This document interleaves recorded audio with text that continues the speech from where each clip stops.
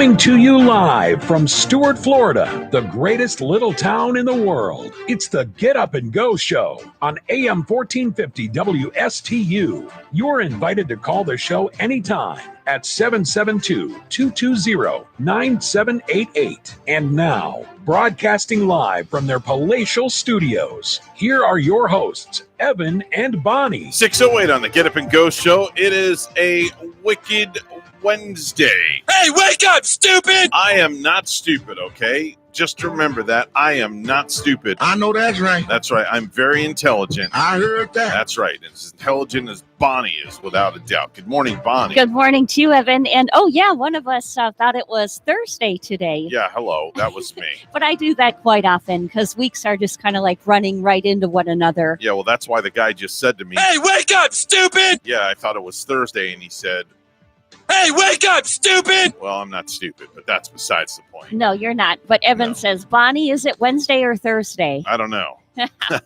have no idea. I don't know. I couldn't tell you. Couldn't tell you what day it is. We do know that there's like plenty of rain in the area. That rain is just like, man, it's swelling up the trenches once again. Like Yeah. little flood water even outside my house this morning. I think And- I whacked my head on the door this morning and I said, oh, my noggin. yeah, when I came out the door. Wow, did your voice change there? Thank you. I can do that again. Watch. Oh, my noggin. There you go. Wow. Pretty good. It's like, I'm a voice changer where's now. that coming from? I don't know. So let's see. It's Wednesday. It's a wicked Wednesday, which means anything goes. Pretty much anything goes on this show 5 days a week when we're here broadcasting from the Palatial Studios. You realize we've been together 10 months already, for God's sakes? Yeah, January 13 of this year we started, right? God, we're going to have an anniversary coming up in January. I guess so. Yeah, and that's going to be right around the corner. And then we're going to say, where did a whole year go by? I think we should try to see how many people we could cram in the studio at one time, all with a mask on, of course. Wearing masks, yes, of course. Yeah, because see how many people we can cram in here for the anniversary show. yeah, if we cram in too many, we can't do our social distancing that way. And I did get the email. You got it too, and it looks I like did. Frank. Well, I don't know. It didn't say that in the email. He just said he was going to be here on Wednesdays and Thursdays. Oh, okay, then I'm Yeah. not really sure if his show is going on again on didn't Friday say anything about the evenings. show on Friday, I don't think. But he is like back here in attendance of doing some board work and Yes. working with some clients and that Yes, sort of he'll thing. be running the Martin County Business Exchange show on Wednesdays, and he'll be doing the Student Government show on Thursdays. Excellent. Yes. So welcome back, Frank. Yes, definitely welcome back in the saddle. I'll make sure and sanitize your seat before I get up and leave, and it'll be all nice and clean for you. Yes, that's the way we do it around here. We get just like at where I work, we sanitize everything and get ready for the next client to roll in. Yep, without a doubt. So what'd you do yesterday when you got out of here? Oh, uneventful. Just one of those Uneventful. uneventful day. Okay. And yeah, even I don't know. I was going to go to the movie theater, Mhm. and I think the one I might have wanted to see would be they had Nightmare Before Christmas playing. Oh, okay. But like at my movie theater, everything is been kind of like playing at night. hmm So I'm more of a day person on a Tuesday. Like if I want to go to a show, it's going to be a matinee. Okay. It's kind of like sometimes, Evan, I feel like I missed the 80s and some big marks of it because Gary recently turned me on to 21 Jump Street. 21 Jump Street. Yeah. And That's so old. I know. And I had never watched it before. Okay. And I had no idea really what it was all about. So we started to roll with the 80s and 21 Jump Street too Mhm. recently, and I'm kind of enjoying that. Oh, okay. Very interesting. Like with the afternoons. So And, you went home and did absolutely nothing yesterday. yeah, there was. It was just kind of like one of those uneventful Just days. threw on your pajama pants, lounged around the home, and that was it. Well, actually, did some cleaning, so we Oh. can't say we didn't. We did Okay. do nothing. Litter boxes were changed. Okay. Bathrooms were cleaned. Oh, okay. But that's about the event. Me, I Yeah. drove down to Fort Lickerdale. Lickerdale. Yeah, I drove down to Fort Lickerdale. What y'all do down there? Well, I actually had to go down and take a piece of sound equipment that wasn't working 2 weeks ago at a wedding that I did, and they fixed it on the spot for me out of on warranty work. So I have to give a shout out to MAE Music down in Davie, Florida, off Davie Boulevard and I-95. unbelievable place. Did a great job and took real good care of me. And again, that is not a paid endorsement. Just so you know, I did not trade out for a repair job or anything like that. I'm just speaking the truth. And I always like to disclaim things when I say those things on the air, because I don't want people thinking, well, he's getting to say that. And, because you know how people get, they think that you trade out for things and, you say this about my business and I don't play that game. I brought out a business on air from time to time, and usually, but it's not like it. Usually, I roll it off the tongue maybe once, maybe twice in the matter of half a year. Doesn't mean I'm getting paid for it either. It's just comes up in my conversation, right? Because I've been there and experience, and when they treat you right. Yep, that's like we talk about various businesses from time to time, and that's just because they treat us good, they take good care of us, they don't monetarily take good care of us, and they don't give us freebies or anything like that. It's just it's good customer service, and that's a good practice to do. Now, Davey, is that past Deerfield? Yes. As you're driving south on 95 and you get out of Martin County, you have the Jupiter area, Lantana, Delray, Boynton, Delray, then Delray. Then you got Boca Raton, you got Deerfield, Pompano, and then Pompano, Fort Lauderdale, Davie area. Wow, you really know that area. So Davie I grew up down there. Davie is way down south. Davie's way down there. My parents are actually laid to rest in Davie. Oh, wow. There's a big pyramid off of 595 and the Turnpike, Davie Road Extension. That's where I grew up as a child, and that's where my parents are laid to rest down there. Right. I think you said you went down there last Memorial Day. Yes. Wasn't it? Yeah. Yeah. And if the weather hadn't been so crappy yesterday, I would have actually went to the cemetery to visit my parents. But because it was a crappy day out yesterday, I didn't want to get soaked. So after I went there and got the subwoofer fixed, then I went to my buddy Tony's warehouse where he has a sound stage, and the three of us, we hung out for about an hour or two. We reminisced about the old times, like back in the early 80s, the clubs that I used to DJ in and his band used to play in, and got up on the sound stage, and I played the drums for a little bit yesterday. And we got a picture with the three of us, and it was kind of like old times. It was good. Did you ever meet the cast of like Miami Vice when you were down there? Oh yeah. I've met Don Johnson and Philip Michael many times. Definitely. We were talking about that. Like, I was kind of comparing 21 Jump Street yesterday to Miami Vice, right? Because it just seems like maybe 21 Jump Street copied Miami Vice just a little bit, even though it doesn't all take place in the Miami area. Or maybe Miami Vice copied 21 Jump Street. Anything's possible. I think Miami Vice came first. Oh, they did? Okay. Yeah, I'm pretty sure. And it just seems kind of like Miami Vice-ish with kids. Oh, okay. Only with kids being the stars. Okay. Yeah, but it has that 80s sort of fool.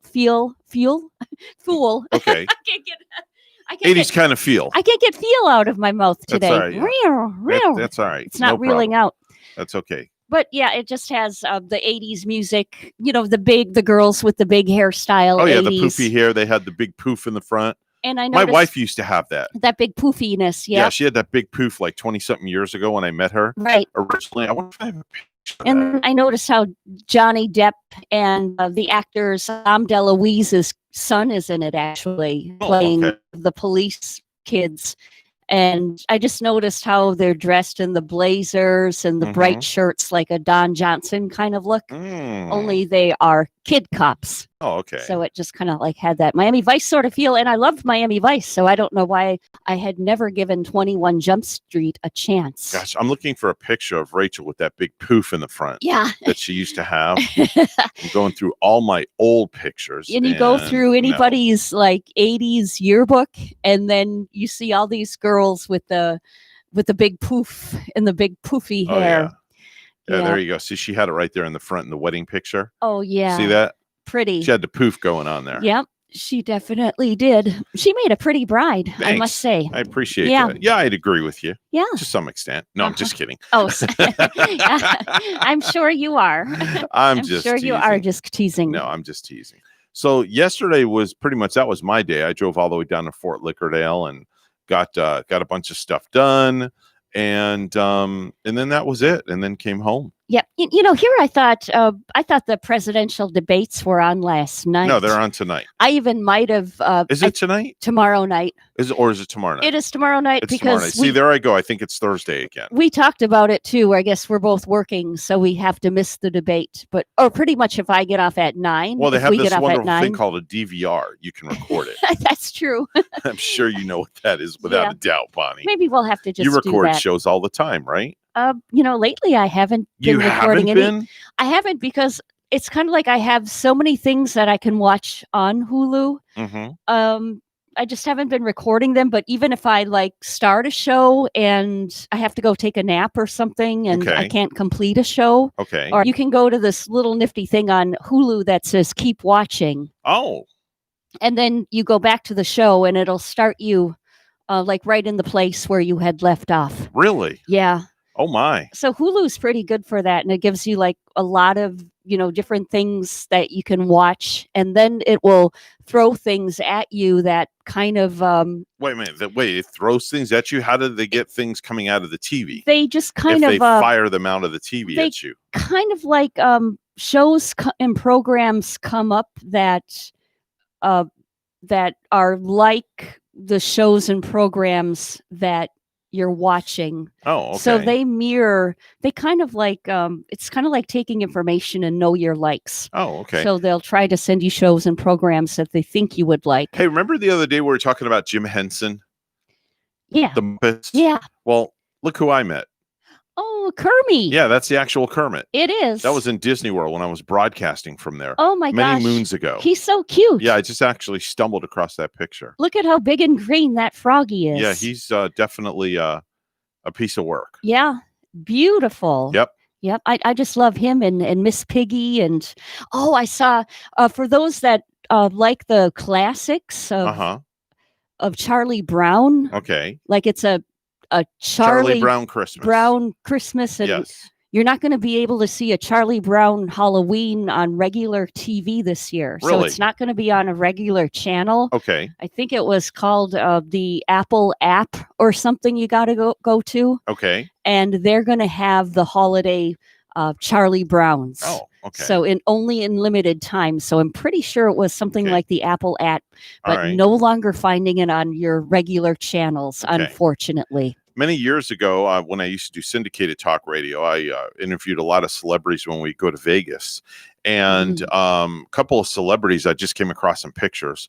You ever heard of the TV show Pawn Stars? Yeah. Okay, Yeah. well, that's the guy from Pawn Stars. Oh, wow. Rick Harrison. Yeah. So that, and then I was walking outside of Caesars, and who do I see sitting in a back area of Caesar's Palace? Look at that. Oh, yeah. Gene Simmons and Paul Stanley, yes, right? Yes. Yeah. I know. I was like, wow. I was like starstruck. I know a guy too. I think he was like in an elevator down south, one of the south cities here, but he was like in the same elevator with Mhm. like Paul Stanley. Oh, okay. And it was really cool for him. Yeah, Paul Stanley and Gene Simmons, very, very cool people. I had the chance to converse with them, and just like normal guys. Oh yeah, Just definitely. everyday normal guys. I remember Gene had a reality program too of he and his wife. Oh, I and love that show when that it was on. Big House, what, in upstate New York is where he's from? I think that's where it was. I'm not sure. Yeah. I don't remember. Yeah, but those reality shows too. And oh yeah, I remember they also had Gotti, Growing Up Gotti, Mhm. where they had John Gotti's daughter and Yeah, raising her boys, raising her sons. right.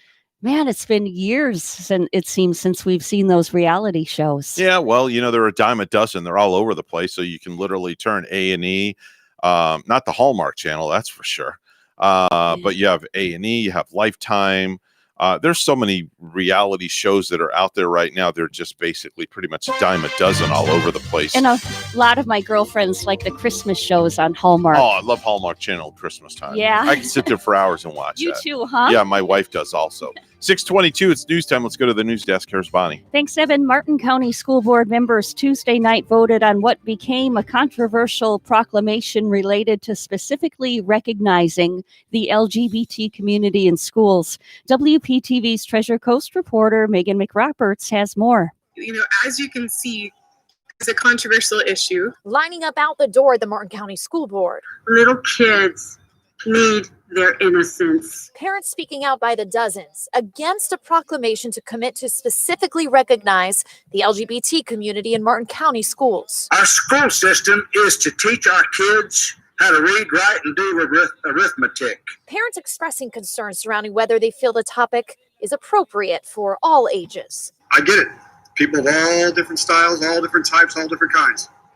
Let our kids figure it out on their own. I have a very, very innocent fourth grader. He still likes to sleep with stuffed animals. He's not ready to hear about this. Some parents worried the proclamation would lead to LGBT lifestyles being taught in school. But board members stressing this wouldn't be an addition to curriculum, just a commitment to being accepting to LGBT students and staff. I'm a minority in that lobby, and I'm a minority in life. And it feels very apparent tonight. The proclamation proposed is a step forward in the right direction, and I applaud you. As a parent in this district, I fully support this proclamation. Board members ultimately not voting for the proclamation, instead supporting a broader resolution about supporting diversity in general and anti-bullying. As one parent stated, our young people need to be seen and to be heard and know they belong. And that's what we're talking about with the LGBTQ students. Megan McRoberts, WPTV, News Channel 5. After the second and final debate on Thursday, President Donald Trump is expected to fly to Palm Beach. The Federal Aviation Administration has issued a preliminary warning for pilots to avoid airspace near Mar-a-Lago for a VIP visit this weekend, an indicator that Trump will be landing. Vice President Mike Trump is planning a visit to Tallahassee and Jacksonville on Saturday. No specific events have been scheduled yet for Trump or Pence. The trip would be Trump's 35th visit to Mar-a-Lago since becoming president. Trump, Pence, Joe Biden, and Kamala Harris have made several trips to Florida in recent weeks. With its 29 electoral votes, Florida is crucial to both candidates, but especially for President Donald Trump. A Florida loss would make it nearly impossible for Trump to reach the 270 electoral votes needed to retain the White House over former Democratic Vice President Joe Biden. As the debate continues in Washington over a new coronavirus relief bill, Senator Marco Rubio was on the Senate floor urging his colleagues to approve additional funding for the Paycheck Protection Program. The Florida Republican says everyone agrees the first round was a big success. There isn't a day that goes by when I'm back in Florida or frankly anywhere in the country that I don't hear about it. Maybe you go, one of the most common themes when we go places is a small business owner that says PPP was a lifesaver. But Rubio says many small businesses are in the same situation they were in the spring. No money and customers have yet to return. The deaths of another 84 people in Florida are blamed on the coronavirus. The Department of Health also reporting more than 3,600 new cases. And we take a look at sports.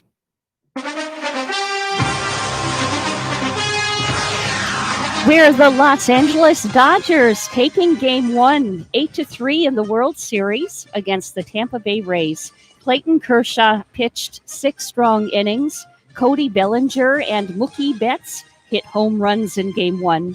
Now, Game 2 is tonight at 8, and that airs on Fox. Our news time is 6:26. Weather and traffic together next.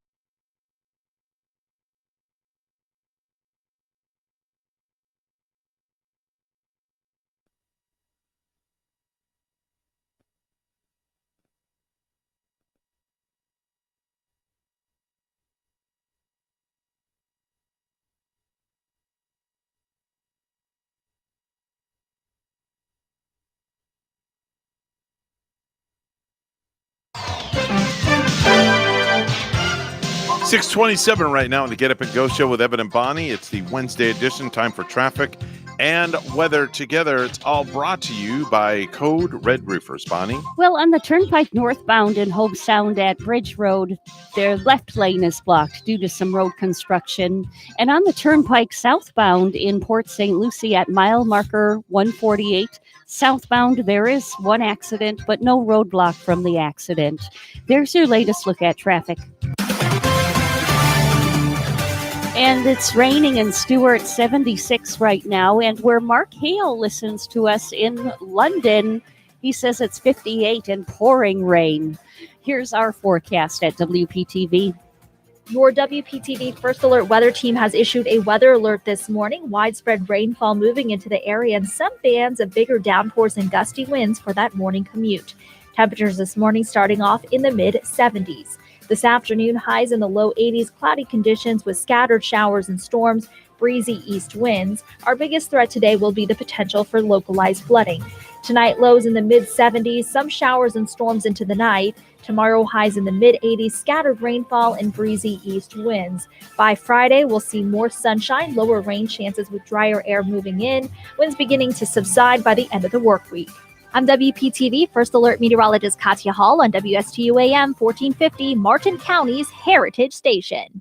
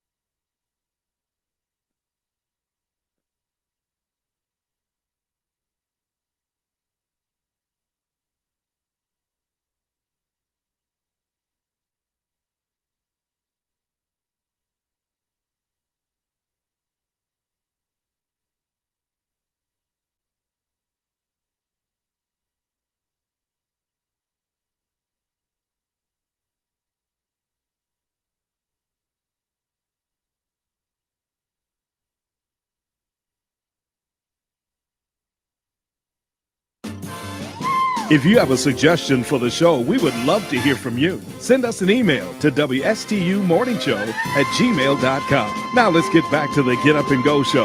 Here's Evan and Bonnie. At a grocery outing, someone shouting, "It's my right to be in here."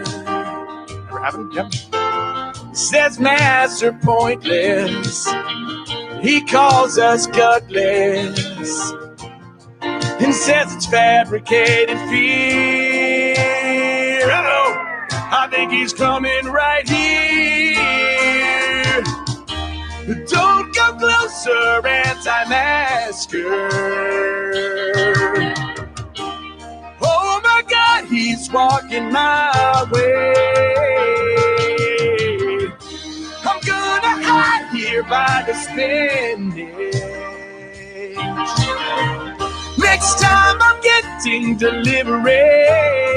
That's a parody of Elton John's Tiny Dancer done by the Holderness family called Anti-Masker. Yeah, Anti-Masker. Imagine that. I didn't care for the vocals on that one, to be quite honest. Yeah. I thought it was a quite off there from Elton John. Oh, you didn't like it? Okay. All right. Well, it's all right. Not my favorite one, but they Big do. deal. But they do come up with some really. I think I like more of their exciting, upbeat kind of songs that they've come up with. Yeah, for sure. Let's do some viral videos.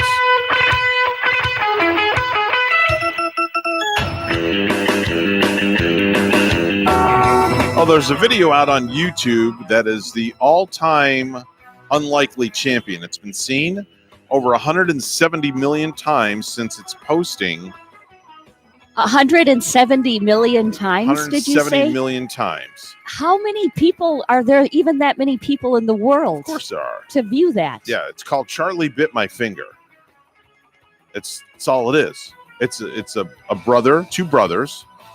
One is sitting behind the other in a stroller, and the back brother that's behind puts his finger in the little brother's mouth who's sitting in front of him. Let's listen.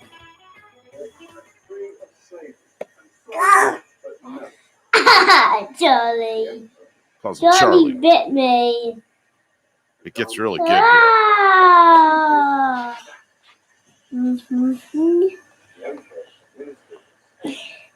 Watch, there he goes. Sticks his finger in his mouth. Fingers down. Ah. Oh. Ow. Now it's now Ow. now Charlie's clamping down. Charlie. Ow. Charlie, that really hurt. Of course it's gonna hurt you, imbecile. And the baby's laughing. Baby's Charlie laughing. bit me. Yeah, Charlie bit you. And Of course that he bit really you. hurt, And that Charlie. really hurt, he said. Hurting. And the baby thinks it's hysterical. That's what makes it kind of funny. Yeah.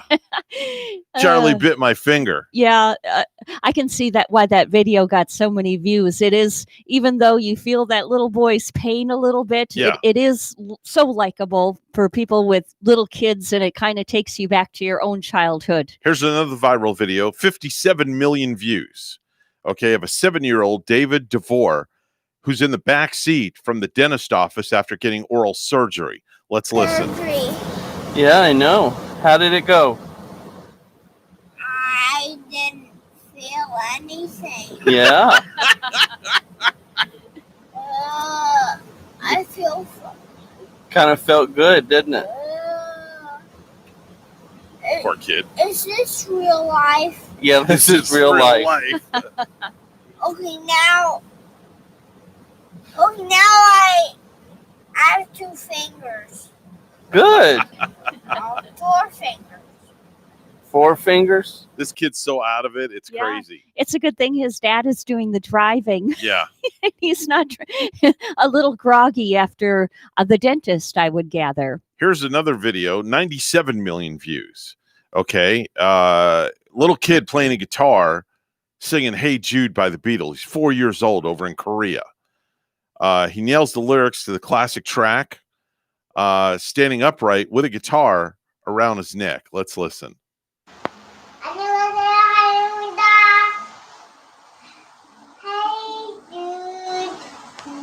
Don't make it bad. Take on that song and make it better. I mean, he nailed it. Remember to remember in your heart. Then you can start to make it better. Right? Is that incredible? You know, I always thought that was sort of a sad song, I want to hear more of them. but that child made it better. Remember to remember in your heart. Then you can start to make it better. That's incredible. Yeah, he did a pretty good job on that. Yeah. And it's like I was mentioning, it's a sad song to begin with, but Mhm. just hearing that little boy on it just made me feel a little bit better about the song. Here's another video that has 73 million views. 73 Yeah, million. it's a video of a woman stomping on grapes. Probably very eclectic enough to get just a few clicks. But Is she desperate to make some wine of her yes, own? yes. But the best part about it is as she's stomping on the grapes, she falls out of the barrel and she face plants. And one Let's of the things listen. that's done is right here, these She's with a buckets are news filled with reporter. grapes. What kind of grapes? These are filled with Chamberson grapes, and the winner this Saturday who stomps the most juice will actually win an overnight stay here at Chateau Alon. You ready? You ready to try it? Yeah, So it's the news reporter is the one who All face right, you plants. ready? Give us a 30-second time. Here we go.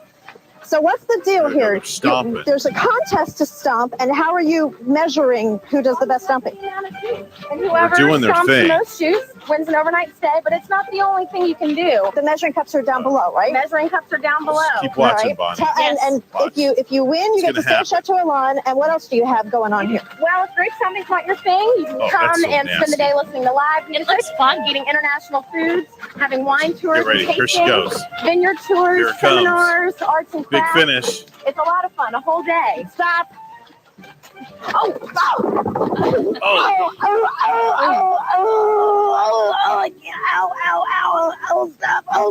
Oh. That's her.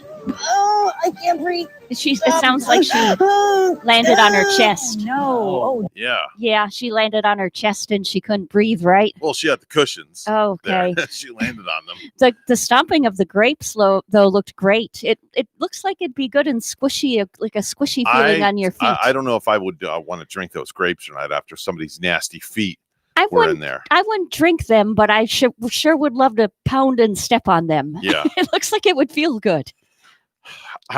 Sorry, I'm going to go on a rant here for a second. I am so tired of all these political emails that I get in my inbox. It's between the political emails and the text messages. I'm like, I did not ask for this. And it's I don't know if you're getting it or not. Yeah. But I'm getting like, I get nothing, literally nothing from Joe Biden, hardly anything. But from Donald Trump, I am getting more and more. I must get at least 30 different emails a day and at least 10 to 20 text messages a day from Trump's campaign. I've seen more of the text messages on mine than I have the emails. I'm over it. For I some just wish reason. November 3rd would get here, get it done, elect whoever's going to win, and be done with it. And that's it. And let's go on with our lives. Yeah, and hopefully everybody's going to be fine come Wednesday, November 4th. Yeah. And the world, no matter who wins the presidency, the world will go on Yeah. and the world will still be Well, everybody fine. will be fine. They're going to have to be fine because they have no other choice in the matter. Everybody You better know, remain civil. They're going to have Yes. to just going to have to deal with it. That's really it. Yep, I know. That's- And it's going to be, I think it's going to be a rather close election. I have this funny feeling. Don't make predictions. Okay. Don't make predictions because if you start making predictions on this show, those phones are going to start lighting up, Yeah. and then everybody and their mother is going to start calling, and we're going to cause controversy. Well, that's why yeah. That's why I don't want to talk politics on the show. Yeah, it's okay. But I don't want to seem like I'm the know-it-all or that I'm right on everything either. It's Yeah. just my feeling. There you But, go. Well, yeah. please don't voice that because I don't want to cause any kind of a turmoil in Stuart, Florida. We don't. You don't want to play Rush Limbaugh this morning. No, I don't want to play Rush Limbaugh, and I feel bad for that guy. He's terminal. He's got terminal cancer. Yeah, he has terminal he's been lung sick. cancer, and he went on the air and gave an emotional speech, and I heard it, and it just broke my heart, and I feel so bad for the guy. Thoughts and prayers for he Yeah. and his lovely wife and family. Yeah. And that's Definitely for so. sure. Yeah, Definitely so. Bonnie, did you know that eating carrots can turn your skin orange? it can. Yeah. and I love me some carrots. That's been my go-to. I eat carrots like once a week, Okay. and raw carrots that crunch. Lately I've been going to the grocery store and trying to find the cans of carrots that we buy at the store. Because you like the soft ones, do Yeah, you? I don't like hard carrots. Yeah. I like them in the water. You take them out, you heat them up on the stove, you throw some brown sugar in with it, you mix it up, and they're really, really good. I have not been able to find canned carrots anywhere for like the last 3-4 weeks at the store that I normally go to. Is that Shelves true? are bare. Oh. I'm starting to think, is this getting like toilet paper? People are hoarding cans of carrots now. I wonder. And see, I wouldn't even know this, Evan, because I never look for the canned carrots. Mhm. I always get the hard ones in the produce, and those have been. Do you steam them? No, I chop them up and I put them in salad. Oh, you eat them like that? Okay. Yeah. Yeah, I can't. I don't like the hard carrots. Uh-huh. I just don't like anything hard like that in my mouth. I like to eat hard carrots, but I have to be very careful. Sometimes they're so hard when I eat them, I'm afraid I'm going to lose a cavity. Chip a tooth or something. Yeah. Did you know 34% of those answering a survey say they have passed off takeout food as something they made when having friends over for dinner? Oh, really? Yeah. Oh, wow. Yeah. So I wonder what it would have to be some chain from or maybe a restaurant where people Yeah, so they basically order in and then don't- they put it out on the table. Yeah. And they don't tell anybody they ordered it in. They pretend that they cooked it. So it would have to be some rare kind of restaurant to hide the fact. Well, not that, a rare. It's like you order something from Olive Garden and then you take it out of the Olive Garden, bags, and you put it in like a pan in the oven. Okay. And make pretend that you made it, and then you pull it out of the oven and people think that you cooked it. Yeah, I suppose you could pull that off with Olive Garden, where like if you couldn't take like a Big Macs from McDonald's and Yeah. lay them out on the table and No. say you prepared them. Have you ever done that before? Have you ever everybody done that? knows. Ordered food and then faked it and put it in the oven and pulled it out, like Mm-mm. in your younger days? I'll admit I did that. Did you? Before I met Rachel, I did that. Sure, definitely. You want to impress a girl or something like that, or a guy Yeah. in your case. You order something from this like really good restaurant. You get the food in, and then you tell the girl to come over like 5 minutes after the food arrives. Okay. And then you get the food out of the containers and you put the food in the oven and you just kind of put it on warm and it stays in the oven. And then Mhm. she comes over and then you take it out of the oven and you act like, you slaved over the stove for hours. Like you've been working on it all day. Right. And then you serve it and then she bites in and it's like totally delish. And she's like so impressed with it that you can cook. Yeah, and even like we've gotten Thanksgiving too from Ellie's Deli before. Mm-hmm. But now if I catered with Ellie's Deli, I didn't do the lie like, I made these delicious green bean casserole and, we did the turkey but Yeah. I suppose we could have put that out on the table and say that we made it. But Yeah, well, that I've never tried to pull that off. See, that backfired on me though. What I just told you, because I did it a second time and it worked. Oh. And then the third time I went over to her place and she says to me, "Hey, I love the way that you cook over at your place. So why don't you come over to my place and cook dinner?" Oh, so you were on the spot. Yeah, I got put on the spot. There you Tables go. were turned. So I pulled the sick card. I'm like, I really don't feel good. Let's just order some takeout. Oh, wow. And she goes, "All right, no problem. I've got menus here." So what does she do? She orders takeout food from the same place that I ordered the food, and the same food came. It sounds She like ordered the same food. It sounds like you were going to get caught, Evan, no matter what. And then she's like, when she bit into it, she goes, "Oh my gosh, this tastes almost as good as yours." She was on to you. Yeah, I think she have a was. feeling she was on to you. And I think she was. so did the relationship continue after that? That was it. I was done. Uh-oh. I got put in the dishwasher and I got washed up.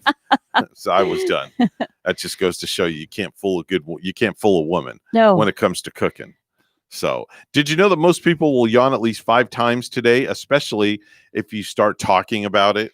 Yeah, it's kind of, just like if you yawned, I would want to yawn. I would have to yawn right now. Really? Yeah. All right, let me see if I can make myself yawn. I Okay. can usually do that. Let me see here. Yeah, just watching you and thinking Okay, about there. it just All right. Are you you going to know, yawn? made me kind of feel that way too. Yeah. I probably will in a minute or two. All right. Just don't do it during the newscast. Yeah. All right. Speaking of news, it is 6:46 news time. Let's go to the news desk once again, where Bonnie's standing by with the headlines. Good morning, Bonnie. Good morning, Evan. Martin County School Board members Tuesday night voted on what became a controversial proclamation related to specifically recognizing the LGBT community in schools. WPTV's Treasure Coast reporter Megan McRoberts has more. As you can see, this is a controversial issue. Lining up out the door at the Martin County School Board. Little kids need their innocence. Parents speaking out by the dozens against a proclamation to commit to specifically recognize the LGBT community in Martin County schools. Our school system is to teach our kids how to read, write, and do arithmetic. Parents expressing concerns surrounding whether they feel the topic is appropriate for all ages. I get it. People of all different styles, all different types, all different kinds.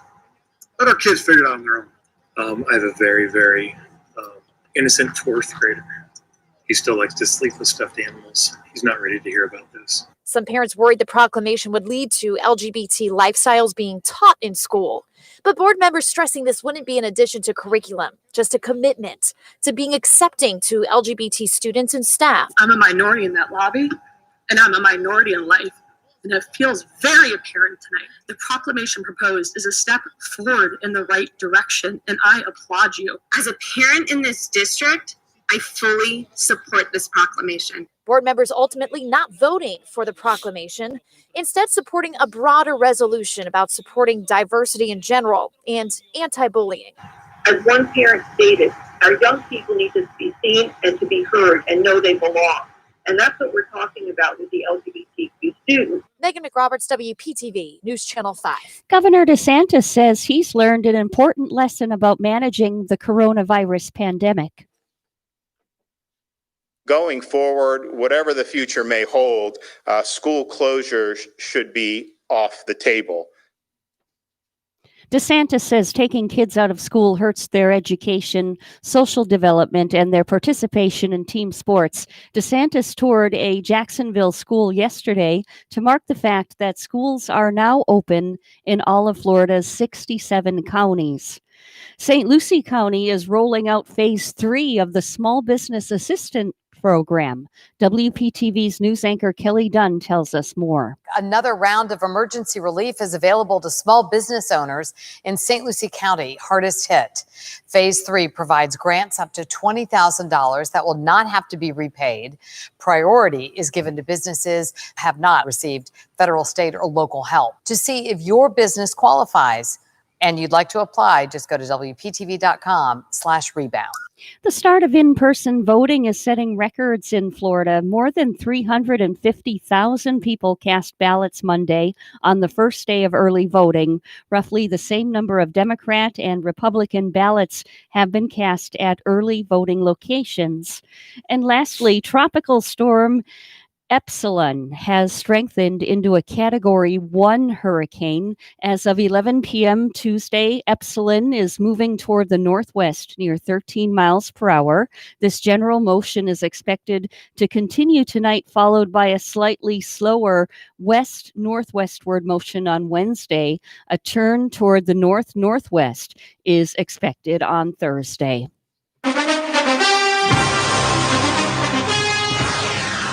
So, believe it or not, money on the New York Jets to win the Super Bowl showed up last week at Las Vegas sportsbooks. Petite in size, the sincerity behind these bets is questionable. They seem more like tricks than treats and don't have the hallmarks of a well-thought-out investment. Plus, the winless Jets just haven't been very good this season. Still last Tuesday at the Westgate Superbook in Las Vegas, a customer parted ways with $40 for a ticket on the Jets to win the Super Bowl at 5,000 to 1 odds. Around the same time across town, a pair of single-figure Super Bowl bets on the Jets were placed with MGM books, one for $5 and the other for $2, each at 1,000 to 1 odds. Our news time is 6:50. We'll have weather and traffic together next.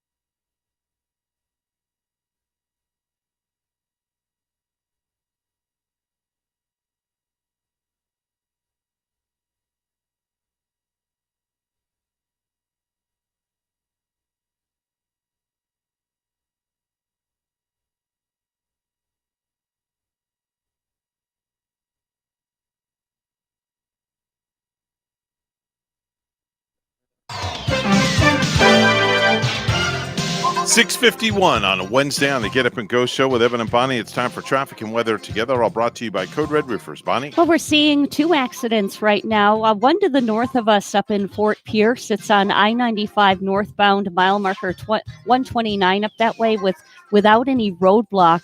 And on the Turnpike southbound in Port St. Lucie at mile marker 150. There is an accident too, and it looks like there's no roadblock. Traffic not really slowing down there from the accident, but raining throughout the area. Just slow down, drive safely out there. There's your latest look at traffic.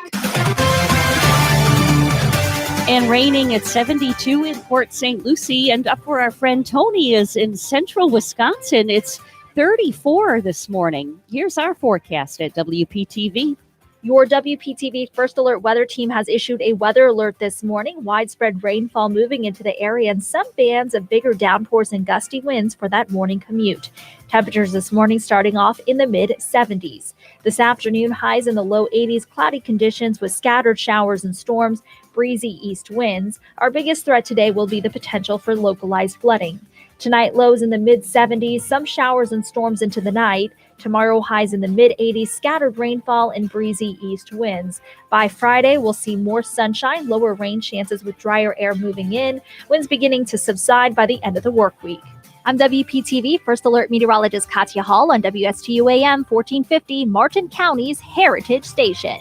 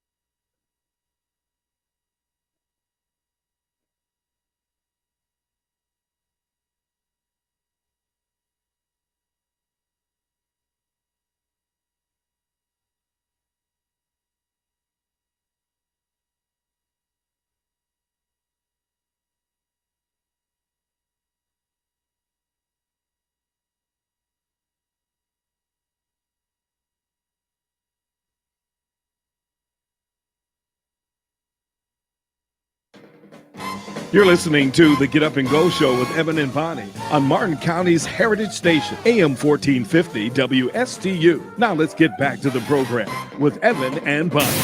We now present Halloween during COVID with the Ring Video Doorbell.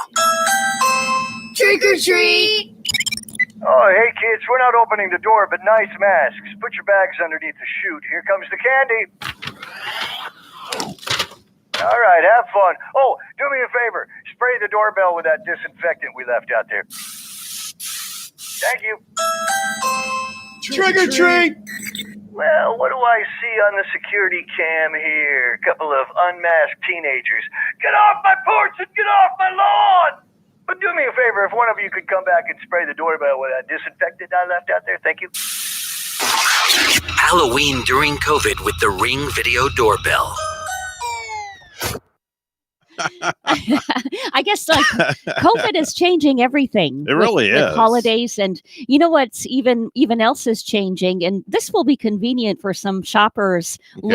Lowe's is going to deliver your Christmas tree for free this I year. saw that. So starting next week, you can order a tree from them, and they'll deliver it for free in 2 to 5 days. But the thing is, though, they didn't say if it's a fake tree or a real tree. All they said was Christmas trees. The Christmas trees. So what happens if you buy a real tree from Lowe's and they deliver it to you and you don't like it? Are you stuck with the tree?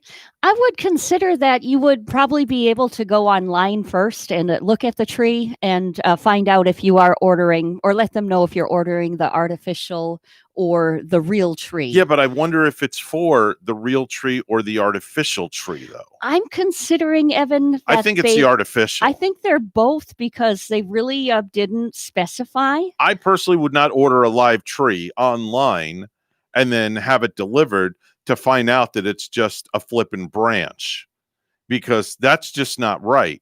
Because you have Douglas firs, you have Frasers, you have all these different types of trees, and you don't know, most people like to go to the tree lot. They like to look at the tree. They like to touch it. They like to smell it.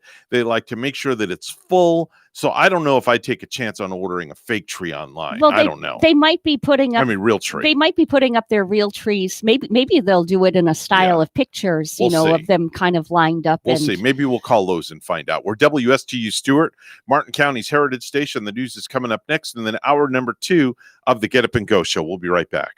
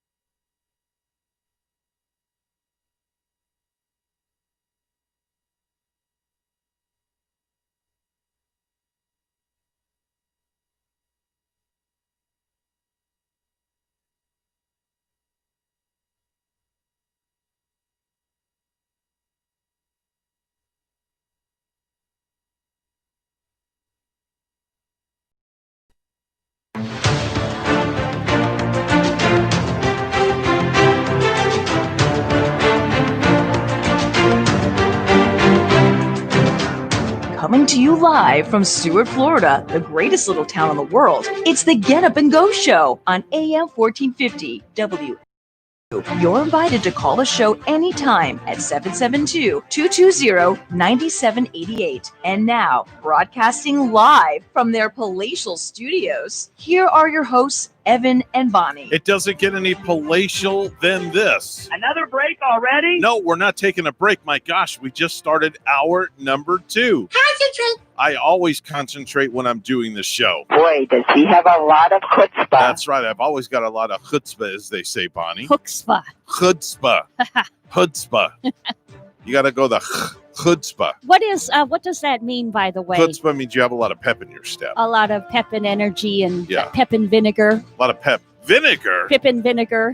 Pippin? Where are you going with that? I've just heard that before. Pep Pip in your and step. vinegar. And the vinegar. And, you smell vinegar and it gives you the sensation of, once you smell it, you're wide awake. Okay. Never heard of that one before. Yeah. It's kind of like the smell of peppermint, too, kind of makes you awake or alert. There are certain fragrances that make you more alert than others, whereas lavender kind of makes you calm and wants to put you to sleep. I know about lavender. I definitely know about lavender. Speaking of, I have to go get some more lavender spray for the bedrooms at Bath and Body Works. Oh, because yeah. we usually spray the pillows and everything when we go to bed at night, because that usually helps with sleeping through the evening. I know the last time I was at Burlington's too, I've been meaning to go back and get in those little bagfuls of different fragrances that you can put in different areas of your house. Right. And they had so many different scents to choose from. Okay. And, not so much during COVID, but I'm a candle smeller and I'm a perfume spray smeller. Oh, you're one of those people that goes to the perfume counter and you go through like 15 bottles and you do a little spray here and a spray here and a spray here and a spray there. And you're like, Gary, tell me how this smells. Yes. Oh, boy. So I come You're home one and of Gary those. be like, where you been? Yeah. Where you been? And who you putting all that perfume on for? Yeah, you're one of those. But- Okay. and a candle smeller too. It's I try not to do it during COVID, but it's so hard for me to go past the candles in the store without smelling at least 3 or 4 of them. They should make it a rule that if Bonnie Ashley comes in the store and starts spraying perfume and sampling everything, that Bonnie Ashley has to buy every single perfume that she smells samples. Wow, that would be like an expensive trip. Well, The only good that would come of that is I could just stock all of for the next birthdays that are coming around the you corner. could re-gift them and give them away to different people. That's right. Use You them know, as up and coming gifts. That would definitely work. I think so. Yeah. Without a doubt. It's something you could definitely do, in my humble opinion. I did give a girlfriend of mine some of my that I got from Avon. It's called Elixir.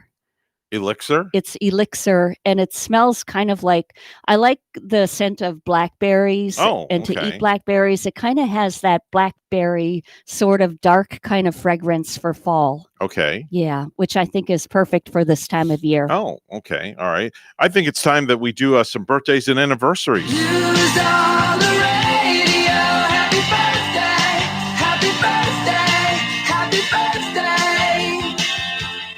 It's time to do birthdays, anniversaries, and back in the day. And Bonnie, what do you have? Do you have anything for me this morning? Do I have anything? No, I don't. Just, I guess, happy early birthday to Phil, yes, and my Gary. The fellas will be celebrating all their birthdays next week. And, that's going to Really? be here before we know it. Phil's on the 26th being Monday, and Gary's on the 29th being Thursday. Oh, okay. So those would be my only 2 that I have for the fellows. All right. Very good. So that's it. That's all of them. Yeah. Yeah, and I have had so many people to buy for during this month of October that, there's been so many people I know that, along with the baby shower, the birthdays going on, my girlfriend Jody just late last month, Topanga, a lot of late September, October birthdays for us to celebrate. Oh, okay then. Well then, that's all the birthdays you have. You have no birthdays for us. Not today. Not today being October 21st. Not today, not tomorrow, not in the next day or anything like that. I am not really sure what's to come, but and maybe it'll be someone in my inner circle where I'll have to go out and buy more for. But I've been in that spirit of giving lately. I don't know. I've just been all this month. I've been in kind of a giving mood, kind of a giving, purchasing kind of mood, which is good because it always is good for the economy. Okay. When those of us do get out there and shop. All right. Well, very, very good. I've got birthdays, anniversaries back in the day. Kane Brown, 27 years old. That's the country singer with the huge Batman chest tattoo. Oh, I got to look at this. I'm not familiar. Is Kane, of course, a fella if he's showing off his chest? Mm-hmm. And he actually has a tattoo of Batman? Yeah, he's got a tattoo of Batman. I got to look this up. I've got to see this. Have you seen it? No, I have not. I got to look this up and find it. I have not. Batman. You have to look it up. Yeah. I want to see just how big this Batman is on this fella's chest. Okay. Oh, now I'm not finding it. What was his name? Kane West? Brown. Or Kane Brown? Yes. Oh. Kane Brown images. Let's try that. Mm-hmm. And it is, I'm seeing pictures of this. He's a country music singer, you say? Yeah, maybe you can. He looks more like a rapper to me. Well, you can Google Kane Brown's Batman tattoo. Yeah, and in this one, he looks like a rap singer in one. He looks like a baseball player in another picture. Mm-hmm. Images, Batman tattoo. Okay. Would you have a tattoo of Batman on your chest? No, I don't like tattoos. Uh-huh. I never got a tattoo myself. I don't like needles. It's just period. like, oh, I see it. Oh, that's pretty cool. He's got it where he can wear this like wife beater shirt. Oh, yeah. And then the Batman, the part of the Batman head with the little two claws or prongs sticking out like his hat comes right above his chest line there. You can keep your tattoo. So it looks kind of good actually with they call it like used to call it a wife beater shirt. Everybody in my family has tattoos but me. Yeah. I won't go under the needle. Just not my thing to do. I think my own immediate family is very rare on the tattoos. Like my brothers, I've never seen a tattoo on my brother. Does Gary have a tattoo? My sister-in-law's. Gary has. I know he has the scorpion for being a Scorpio and being born in October. Okay. Perhaps Phil has that one too. I don't know. Phil doesn't have any tattoos. I don't think. Okay. But then again, I should ask him. I shouldn't assume. Yeah, you just never know. Maybe he has maybe he's got one hidden on his butt or something, or a little scorpion, hidden under his sock on his ankle, or something like that. I bet that would hurt to get a tattoo. Ouch! Kim Kardashian's 40 years old today. The Kardashians are celebrating a birthday. I can only imagine what that party's going to be like tonight. Oh, smashing! I mean, with all their money, I mean, I'm sure it's probably just going to be over the top like they usually do. But, I have to say say what you want about the Kardashians. And I think their season, they ended their filming of their reality series just recently now after many, many years. Say what you want about them, but these ladies are very business savvy. Yeah, Mark Hales just messaged us on our Facebook page, says he may have a tattoo or 15 of them. 15? 15. Wow. My wife and daughter all do also as well. Yeah. So his whole family is arted up. Yeah.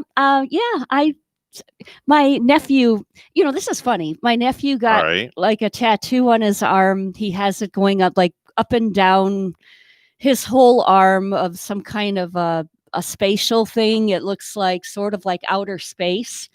So we were working together maybe like 3 Thursday nights ago when he first got it. He just got the beginning parts of it. And I take off at like 9:00, and I know that he's leaving the same time as me. Right. But I pull out first, and I'm traveling up the turnpike, and I'm thinking I'm way ahead of my nephew. Okay. I'm going to beat him home back to Port St. Lucie. I'm way ahead of him. So get this, Evan. I get to the toll booth, and the guy in the toll booth says, "Have you ever seen a tattoo on someone and then thought that you wanted it?" I said, no. And he like asked me it twice. I'm like, no, I've just, sir, I've never done that before. Mhm. But then it just dawned on me. I said, wait, whose tattoo did you just see? He's like, well, there's a kid here with dark hair and tall and skinny that came. I'm like, good grief, that was Cameron. That was my nephew. He did Okay. pass me up on the turnpike, and There he you go. beat me. And this guy at the toll booth was so impressed by his tattoo Very cool. that he had to tell me all about it. Very cool. Patty Davis, Ronnie and Nancy Reagan's daughter, is 68 years old today. She's 68 today. Yep. Judge Judy, 78 years old today. How would you feel about going to lunch with like Judge Judy? Oh, I'd be tickled to death. I've actually interviewed her on my syndicated radio show. Was she before. nice? Was she nice Very when you sweet interviewed lady. her? Extremely, very, very nice. I would be so like nervous, like if I got a chance to go out to lunch with Judge Judy. She's just the way she is, on the show. She would make me feel a little bit intimidated. Yep. Like if I, started to eat with my mouth open or my mouth full, and I started to talk, she would, reprimand me on it. Maybe if I said the wrong thing, she would say, "I'm smarter than you." Manfred Mann, 80 years old today. Hits included Do Wah Diddy and Blinded by the Light. The Light, right? Wrapped up like remember we had a conversation about that. Because I thought it was one thing, and we found out when they said wrapped up like a deuce, it was wrapped up like a deuce, and I thought they were saying wrapped up like a douche. No, it is. And we actually called G and had a conversation with G about that also. Yeah, and we I did that months ago. I think G always thought they too, like I did, that they said wrapped up like a deuce. Yeah, it was deuce is what it was. Yeah. It was wrapped up like a deuce. Hi, you're on the air with Evan. Your favorite person in the world? Oh, hey, it's the wife. Okay. All right. What's going on? I'm what? Just wanted to say good morning. Well, good morning to you too. Good morning. How are you doing this morning? Okay, I woke up with a headache. Did you? Well, after you saw Gavin's pictures, I'm sure you didn't have a headache anymore. Yeah, I still have a headache. I took some Tylenol. Oh, okay. All right. Well, I have a hammer we could give you. I think it's the weather. Oh, okay. Oh, you know what? We're wondering about the Manfred Mann song. I don't think Rachel would. Anyway, I found some information. Oh, you like did? they do say revved up like a deuce, but what's the meaning? So revved up like a deuce, a runner in the night Yeah. is a reference to street racing, Oh. hot rod culture. Okay. It's used here as a poetic way to say excited. A deuce meaning two in this context could mean several different cars. So there you go. It has to do with racing, with race car racing. Okay. Interesting. We've learned revved something up like a deuce. new about a deuce. What a deuce Yeah, is. yeah. There's other meanings for deuce too. Oh, yeah. I just won't go into them on the air Okay. because some people may gross out if I were to say that. But I mean, we've heard that Manfred Mann song for all these years, and when Yep. you hear wrapped up like a deuce, and there's all kinds of songs and song lyrics, and This is sometimes true. you want to go into it and say, well, what does it mean? Yeah. What are they talking about? Rachel, have you ever heard any song lyrics that sound like one thing but they're another? Probably, but I couldn't tell you what they were. Yeah, she has a headache right now. That's why she's not feeling too I good. think the most popular one, and G always mentions this one too, is I'm Not Talking About Moving In by England Dan and John Ford Coley, I think it is. Right, I remember that one. I'm not talking about moving in. We've always sang, I'm not talking about the linen. The linen. The linen, yeah. And he Okay. said he sings the moving in so fast during the song that it sounds like he says, I'm not talking about the linen, and I don't want to change your life. Hey, Rachel, somebody wants to say something to you. There was a song, and it's a country song. I don't know Okay. who sings it, but it's gonna sound funny. But in part of the song, it says, "Let's all go down to do Miss Walker." Uh-huh. Yeah, that's by the Kentucky. Evidently- That's by the Kentucky Headhunters. Okay, I always thought it said "Do Miss Walker." Oh yeah. Let's all go down to do Miss down Walker. and let's all go down to do Miss Walker. That's great. Okay, there we go. Well, the show just took a whole complete new turn thanks to my wife. Okay. That's a good one. And Very good. And Ashton has this to say about that. Oh, yeah, baby. There you go. Okay. And you know what else I've always heard is hold me closer, tiny dancer, and count the headlights on the highway. That's another good one. Count the headlights on the highway. All these lyrics that can be misconstrued. Yes. Yeah, that's true. Okay. Very interesting. Hey, we got to run. We got to do news. We're behind. No. But that's okay. Listen, drive safe and don't forget to get your large iced whatever it is that you get with extra cream and sugar and all the other crap that you get in that thing. All right. I know what to buy you for Christmas. $100 gift card from Dunkin' Donuts. There you go. That will do better than it won't do better than the Keurig. That will She already told me what she wants for Christmas. That'll get her to Dunkin' Donuts for maybe like one entire year. Are you kidding? That'll last her a week. Yeah. That'll last her a week, for God's sakes. Wow. I wonder how much money do you spend a year in coffee, We Rachel? don't want to know. We won't have that conversation. Did you get Not my as much as I used to. Yeah, did you get my text message, by the way, my first one?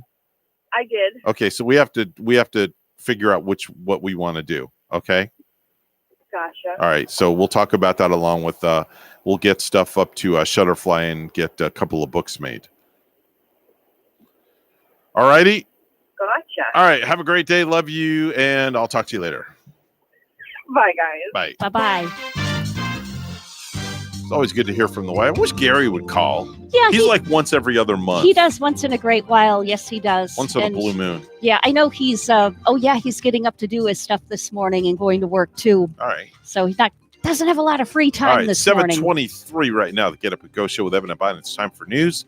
Let's go to the news desk. Here's Bonnie. Thanks, Evan. As the debate continues in Washington over a new coronavirus relief bill, Senator Marco Rubio was on the Senate floor urging his colleagues to approve additional funding for the Paycheck Protection Program. The Florida Republican says everyone agrees the first round was a big success.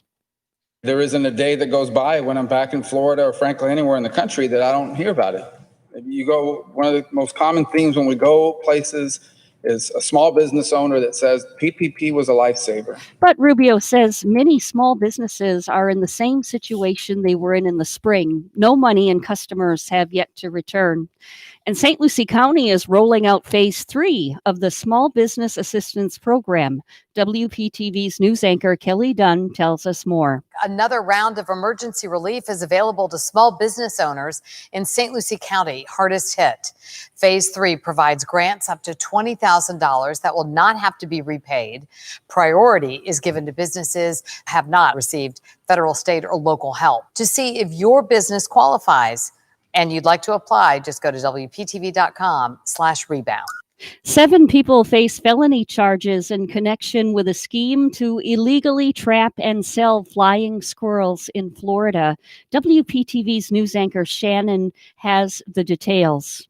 Flying squirrel trafficking ring operating out of Florida led to charges against 7 people. In the last 3 years, over 3,600 flying squirrels, which are a protected species here in Florida, were trapped in rural Marion County. And then they were sold to buyers in Florida and Georgia, who would then find buyers in South Korea, claiming that the squirrels were legally raised. It's estimated that these flying squirrels were valued at more than $1 million on the market out there. FWC determined the poachers were also taking protected freshwater turtles and alligators as well. Tropical storm Epsilon has strengthened into a Category 1 hurricane. As of 11 p.m. Tuesday, Epsilon is moving toward the northwest near 13 miles per hour.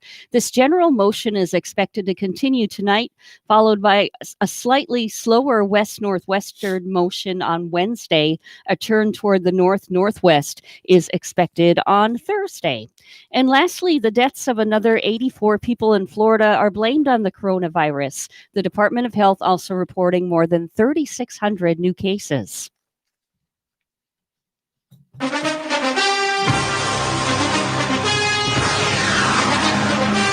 Well, the Dodgers draw first blood in the World Series, taking Game 1 at Arlington, Texas, 8-3 over the Rays. Tampa Bay starter Tyler Glasnow went 4 1/3 innings, walking 6 and giving up 6 runs to take the loss. Rays manager Kevin Cash says they have to be more aggressive on the mound. They're very talented. We didn't do ourselves any favors with the walks. Like to see us, get back to our strengths tomorrow, and that's attacking and getting early strikes and being able to put guys away. Our news time, 7:26. We'll have weather and traffic together next.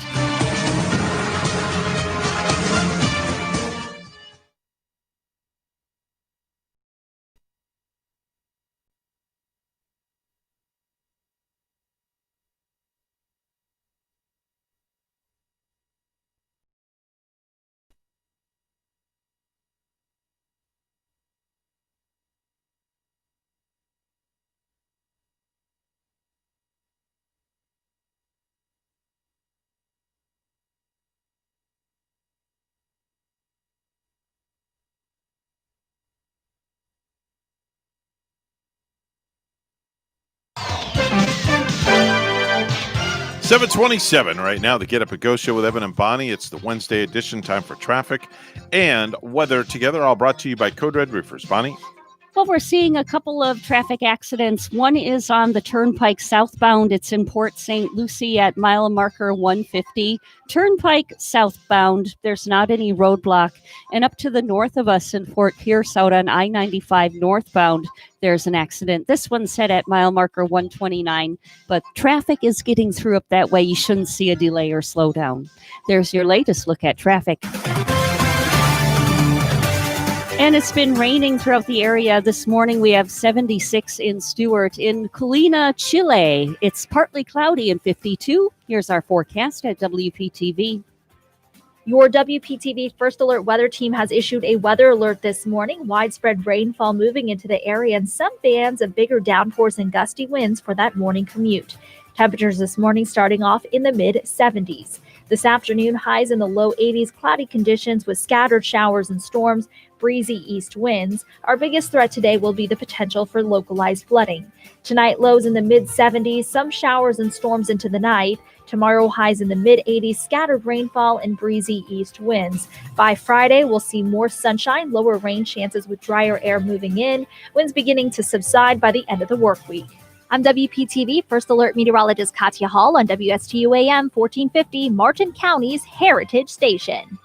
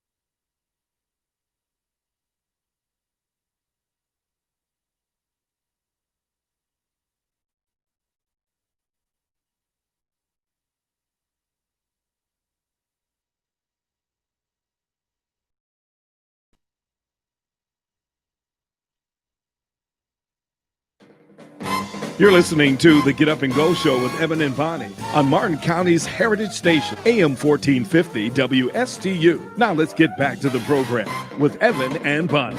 And now today's episode of Married Couple.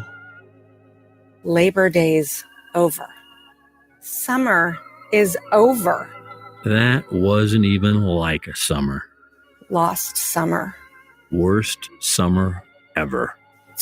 Bummer summer. Bummer summer.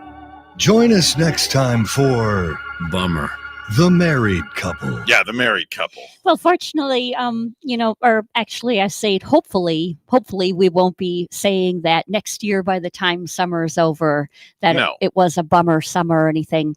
I have to say, I pulled out okay out of COVID-19, Evan. I mean, I was out of work for seriously a month and a half, which Right. I felt like it hurt. But, then with that stimulus check we got, that we received, Right. and that was signed by President Trump, right? That we got in the mail. That helped me out there throughout the month. And then fortunately, I was able to come to work here during pandemic. Right. So at least I was able to, get outside and get out a little bit. Yeah, we kept the ball rolling. We didn't miss a beat during the whole entire thing when everything started shutting down March the 13th. We just kept going and going and going and going, and that's what we do. We keep going because we have to deliver the news, we have to entertain, and that's what we do best, just like we're going to do now with Stupid News. And now it's time for Stupid News, It's so stupid and awesome. where we ask the important questions. Are some people too stupid to live? Why are people so stupid? Are you effing stupid? There's a 60-year-old guy named Dan Ahrens who owns a restaurant near Tampa, and it's called Georgia Boys Barbecue. That sounds really good. That's over in Tampa? Yes, over in Tampa. That does sound kind of good. I'll have to look into that if I go over there to go to Busch Gardens or Yeah. something. His girlfriend's son is not a fan of the restaurant, though. Oh. It might have something to do with the fact that Dan got arrested back in July for assaulting the mom and spent 11 days in jail for it. So, yeah, he and the son aren't exactly too tight. Well, that's a good reason for it. Yeah. And I Now he's don't blame facing that more son. charges after he attacked the son this week for leaving negative reviews about the business on Yelp. Yep, 2 reviews under 2 different names popped up on the restaurant's Yelp page on Monday and talked about how awful the food was. One called it garbage barbecue. The other one said you wouldn't even feed it to the dog. Wow. It's not clear if the son really posted them or not, but Dan assumed it was him. Showed up at the mom's house the next day, saw him outside, and started chasing him around on the street, landed some punches in, beat the crap out of the guy.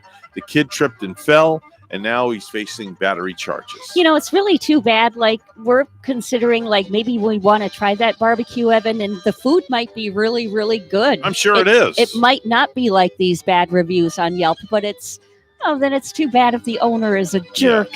Yeah. And he hits women. That sort of stuff you don't want to hear. And that would probably make me want to stay away from the restaurant. There's a 35-year-old guy named James Mallet from Kingswood, England. And back in November of last year, he was drunk and taking an Uber to a club when he passed gas in the Uber. Uh-oh. Okay? He passed gas. How embarrassing that would be. Yeah, he passed gas in the Uber. Okay, just like that. So does it say how many other passengers were inside Uber? Well, the driver told him to get out after he passed gas. Oh. And when he did, James started punching the driver. Wow. The driver fought back and broke his finger. James was in court this week and wound up pleading guilty to the assault. He got a 6-month suspended sentence, community service, and a small fine. So it could be sort of dangerous out there, like being an Uber driver. Yeah, that so sort of thing. Just don't in somebody's Uber, okay? Don't in somebody's Uber. It's that simple. I haven't had to use Uber since this coronavirus pandemic, and I would assume that now once you get inside the Uber, you must have a mask. Yeah, I have. I used to drive for Uber and Lyft, but I don't Yes. do that no more. Ever Yeah. since the pandemic, I don't want to take no chance. Oh, you were prior to that, just a little bit prior. I've been doing Uber and Lyft for years. Yep, and I think our friend Ray over at our sister station drove for Lyft for a while. Yep. I was making anywhere from $700 to $1,000 a week. Oh, that's doing excellent. Uber and Lyft. That is But, not too bad then, but it puts a lot of miles, however, on your vehicle. Yeah, my health is more important. And That's the way I look at it. Yeah, and I remember that from my pizza delivery driving Mm-hmm. days and paper delivery that I did, and the mileage it added up on my vehicle. Footage of a young cleaning woman who appears to be drinking water straight out of a toilet has sparked a heated debate on social media this week, Bonnie. Oh, she must have been thirsty. The caretaker of a And desperate. fertilizer company located in Arizona has put herself at the center of controversy after a video showing her drinking water out of a toilet she had previously cleaned went viral online. Now, the young lady reportedly resorted to the extreme gesture in order to impress her bosses, who can be seen applauding her as she downs a plastic cup of toilet water. That's really sad. Accused of encouraging the employee to humiliate herself, representatives of the company insisted that the caretaker's gesture was voluntary, adding that she has had toilet water several times over the past couple of years. It might have been voluntary. Yeah. Just like me, I'm knocking my head on mousies around here. Yeah, exactly. Was voluntary. Yeah. Oh, your noggin. Oh, my noggin. There you go. He's been called the man with the golden bum. Okay. An Indian man was arrested for smuggling 12 bars of gold inside his butt. Oh, gosh. 12 bars of gold inside his butt. That's why they dubbed him the golden bum. Any way you can get it in there, right? Customs officials saw him walking in a very strange manner while exiting an airplane. They searched his bags and found 8 gold bars weighing a total of 800 grams hidden inside of LED lights. They were still suspicious, so they x-rayed the suspect and discovered 12 more bars of gold inside his hiney. You must be a really good sleuth or a really good detective to be suspicious about that sort of thing, right? That or he had a real pain in the arse. Or maybe it looked like the back of his arse was dragging a little bit with all that gold that he was carrying. Yeah. The man with the golden bum. Maybe that's a new series for James Bond movies. Yes. The man with the golden bum. I better not say that too many times because Fredo might call and tell us he's got a golden bum or something. Yeah, he probably has golden Fredo bars for all we know. Probably. With his name inscribed. Yeah. Some psycho in a semi-truck showed up at a KFC drive-thru in Memphis, Tennessee this past Saturday, and they got his order wrong. So he went back, walked up to the window, and demanded a refund, and they gave him his money back. Problem solved, you would think, right, Bonnie? Yeah, no, this was at KFC? Yeah, KFC. Yeah. You think problem solved. They got his money back. Well, guess not, because he was leaving the parking lot. As he was leaving the parking lot, he decided to do a drive-by shooting. He was that ticked off. So as he was driving off, he fired several shots into the restaurant while people were inside eating. One bullet shattered a window and a few more made it through the outside wall. But luckily, nobody was hurt. Security camera footage got a decent shot of his face, but police are still looking for him. The driving must have gotten to him. Maybe Yeah. he was like driving all day and all night and overtired or something. But man, this sounds like the only thing that you see in a movie. Yeah. Like, yep. Yeah. That movie with Michael Douglas where he was having like a really bad day. He had split up from his wife and apparently lost his job, and he's like walking through the worst places of California, just carrying his duffel bag. And then he goes into like a fast food place in the morning with a gun. He demands to have some breakfast. I'm sorry, sir, we're not serving breakfast anymore. And then he rips that gun out and just starts wheedling it around. That's not good. No, That's not but I mean, I'm saying that was a movie. Yeah. This is real what life. this guy did was real. Let's go to St. Petersburg, Florida, where police got a call last Wednesday night about a woman who refused to leave a gas station. When they got there to arrest her for trespassing, they asked her what her name was. And she said, quote, My name is, quote, my butt just farted. That's what she said. My butt just farted is her name. That's really what she said. That's what she said. And no matter how many times they asked her what her name was, she just kept repeating her name is, quote, my butt just farted. Believe it or not, that isn't her real name. She's actually a 33-year-old woman named Melinda Lynn Guerrero.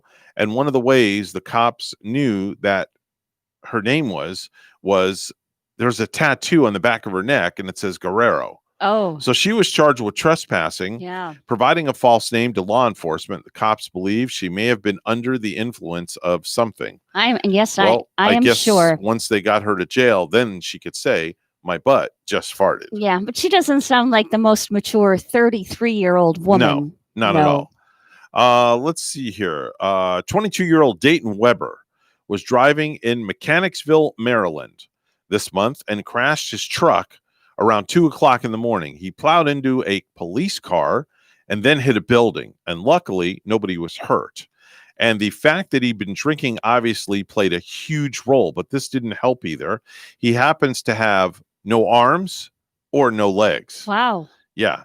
We assume that his truck must have had some kind of a device in him, in the truck to help him drive, but he won't be doing it again anytime soon because he's facing charges of drunk driving, negligent driving, reckless driving, and fleeing the scene of an accident. Mm-hmm. And ironic that he would drive that right into what's called Mechanicsville, where Mechanicsville. He would need a mechanic after that, for sure. Let's go to Jersey City, where there's a 37-year-old guy named Lawrence Crook. Yes, you heard me right, Lawrence Crook. And earlier this month, he finally lived up to being named Crook. He was arrested when somebody spotted him stealing a small dumpster and some bags of stuff from a condo complex. He was charged with larceny, posted a $300 bond to get out of jail, and then less than an hour later, he's arrested again for breaking into the fire department headquarters and stealing things in the fire department. Would you consider, Evan, that if you were born from an infant as your last name being Crook, wouldn't you have like a mental vision of yourself in your head from day one that I guess you could say he's crooked. Yeah, that and that. Well, my last name is Crook, but tell yourself, I am never going to become that. Yeah. I am never going to become my last name. Yeah. He did just exactly the opposite. Exactly. Bonnie, let's go to your home state, Green Bay, Wisconsin, where a 93-year-old woman called Green Bay police twice last weekend in a very distressed state about her dog, Toby, who had gone missing. And officers were very concerned about the woman's well-being. Police visited the elderly woman's home in Green Bay to check if she was okay and to see if there was any support or help that she may have needed. While police were there talking to her about the situation, she asked the officer to reach an item which had fallen on the floor from her chair because it's hard for her to get up. Oh. As the officers knelt down, they noticed Toby was lying quietly underneath the woman's recliner she was sitting in. Oh. So it must have been a very rough day for her, as they say. I'm sure. Rough day. And there's your stupid news for Wednesday, October the 21st. And now we go from stupid news to real news. Bonnie's over at the news desk, standing by with the headlines. Good morning, Bonnie. Good morning, Evan. Over $9 million was spent to get Amendment 4 on the ballot this November in Florida, asking voters to limit their own ability to make changes to the state constitution. WPTV's Contact 5 investigator Dave Bowman has more. After voters get through all candidates on the 2020 ballots in Florida, they'll see Amendment 4.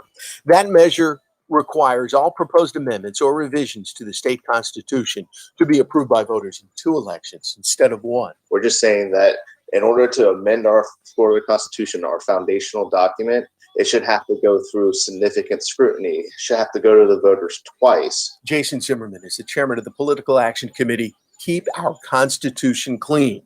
Records show that group spent more than $9 million to get Amendment 4 on your ballot. When Contact 5 asked him to name the contributors. As of right now, I don't even know. You don't know who's... I just took over as chairman, so I don't know. Contact 5 dug into Keep Our Constitution Clean's donor records, We found 39 entries. 4 donors gave more than $800,000. But records show the giver is the receiver. Keep our Constitution clean. When giver and receiver are the same, financial backers remain secret. In Florida, I believe it is legal. Nick Tomboulides, whose group termlimits.org has spearheaded ballot initiatives in Florida, says voters deserve to know whose money is behind the measure. $9 million has come in to try to silence the people of Florida via Amendment 4, and we have no idea where it is coming from. That, to me, is very alarming. We don't like being left in the dark, and neither should our voters. Patricia Brigham is the president of the League of Women Voters of Florida.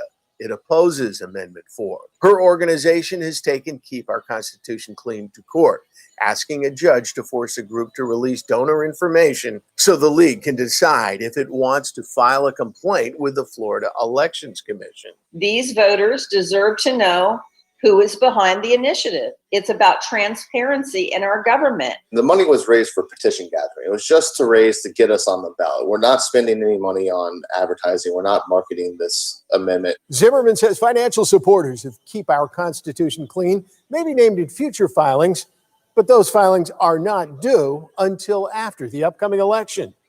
Dave Bowman, WPTV News Channel 5. Martin County School Board members Tuesday night voted on what became a controversial proclamation related to specifically recognizing the LGBT community in schools.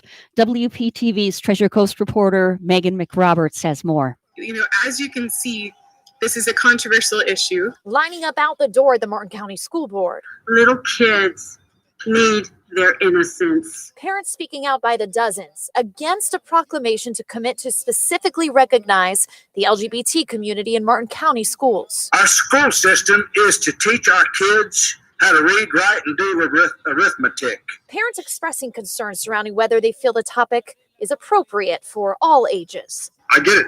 People of all different styles, all different types, all different kinds. Let our kids figure it out on their own. I have a very innocent fourth grader. He still likes to sleep with stuffed animals. He's not ready to hear about this. Some parents worried the proclamation would lead to LGBT lifestyles being taught in school. But board members stressing this wouldn't be an addition to curriculum, just a commitment to being accepting to LGBT students and staff. I'm a minority in that lobby, and I'm a minority in life. And it feels very apparent tonight. The proclamation proposed is a step forward in the right direction, and I applaud you. As a parent in this district, I fully support this proclamation. Board members ultimately not voting for the proclamation, instead supporting a broader resolution about supporting diversity in general and anti-bullying. As one parent stated, our young people need to be seen and to be heard and know they belong. And that's what we're talking about with the LGBTQ students. Megan McRoberts, WPTV News Channel 5.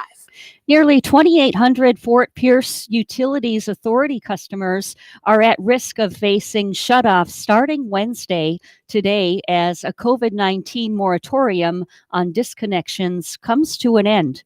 Officials expect that number to drop as more customers pay up and more assistance is distributed. Yet up to 320 disconnects per week are expected through November, FPUA Director John Tompeck told the City Commission Monday.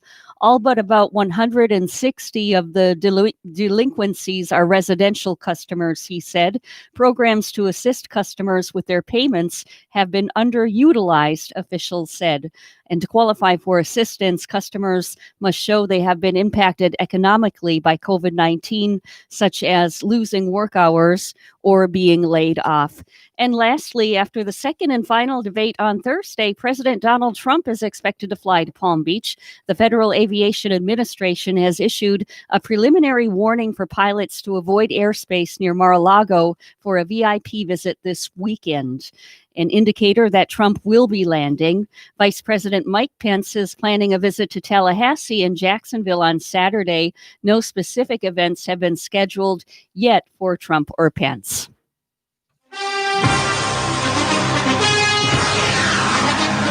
Tom Brady has been mildly successful in the NFL, and Boston had a great run with their other sports teams while Tom was in town. And now the Tampa Bay Rays are in the World Series. So is Brady good luck?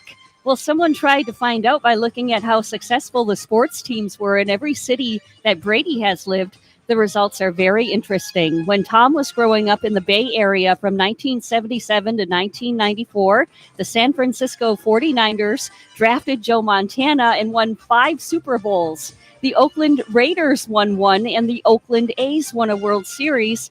When Tom was at the University of Michigan from 95 to 99, the Detroit Red Wings won 3 Stanley Cups, and Brady's Michigan Wolverines won the national championship. And in the past year, in addition to the Tampa Bay Rays making the World Series, the Tampa Bay Lightning won the Stanley Cup. Isn't that fascinating? News time is 7:51. We'll have weather and traffic together next.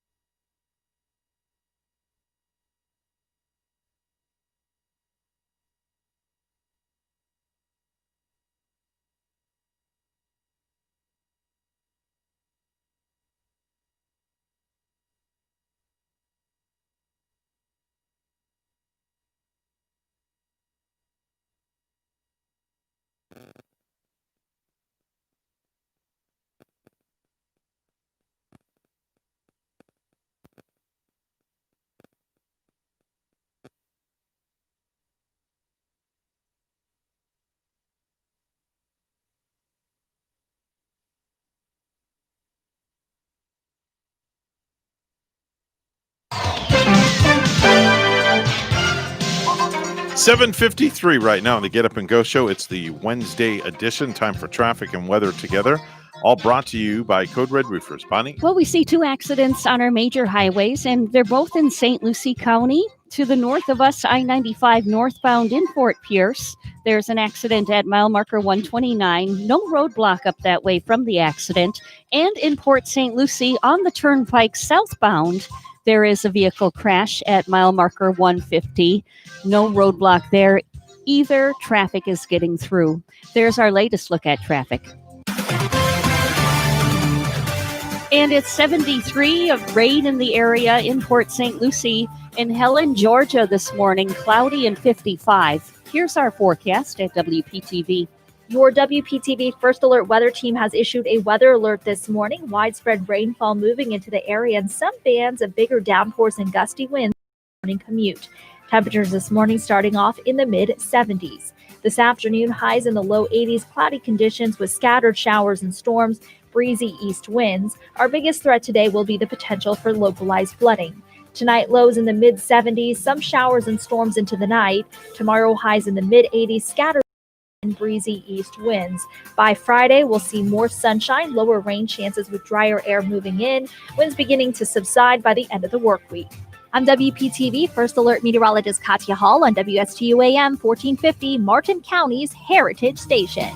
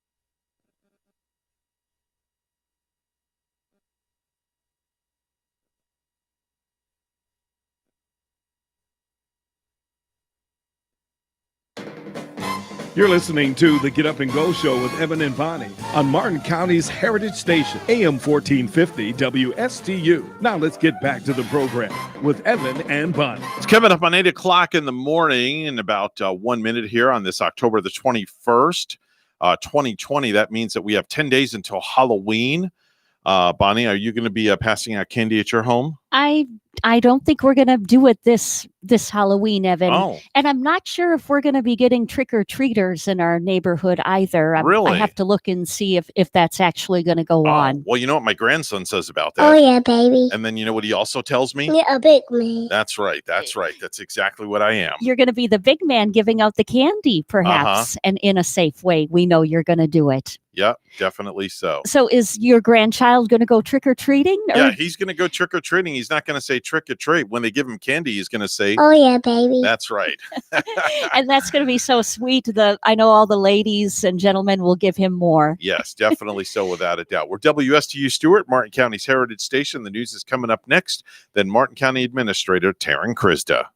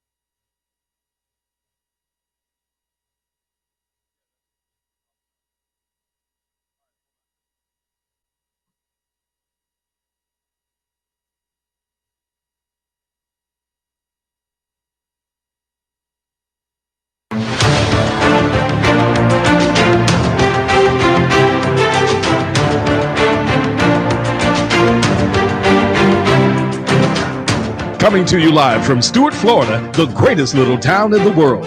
It's the Get Up and Go Show on AM 1450 WSTU. You're invited to call the show anytime at 772-220-9788. And now, broadcasting live from their palatial studios, here are your hosts, Evan and Bonnie. It is 8:07 on the Get Up and Go Show with Evan and Bonnie. It's the Wednesday edition.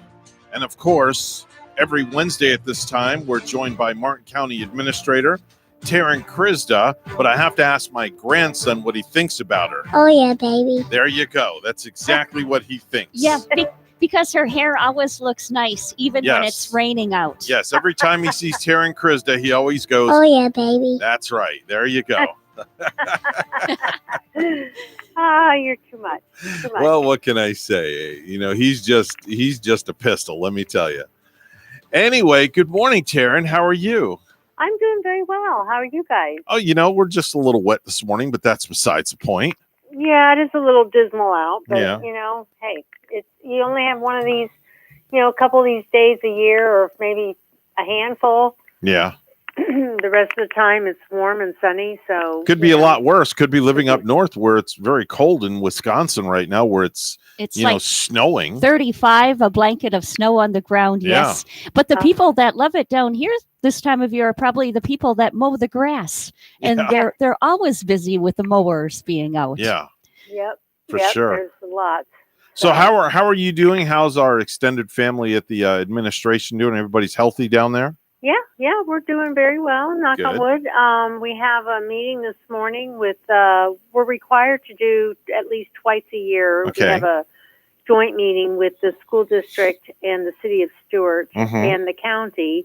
And we have now added the Village of Indiantown. So this will be the first joint meeting where we will have those four entities actually sitting around the table. Oh, wow. Now, where's the meeting going to be held at? Over here at the Blake Library in the Armstrong Room. Okay.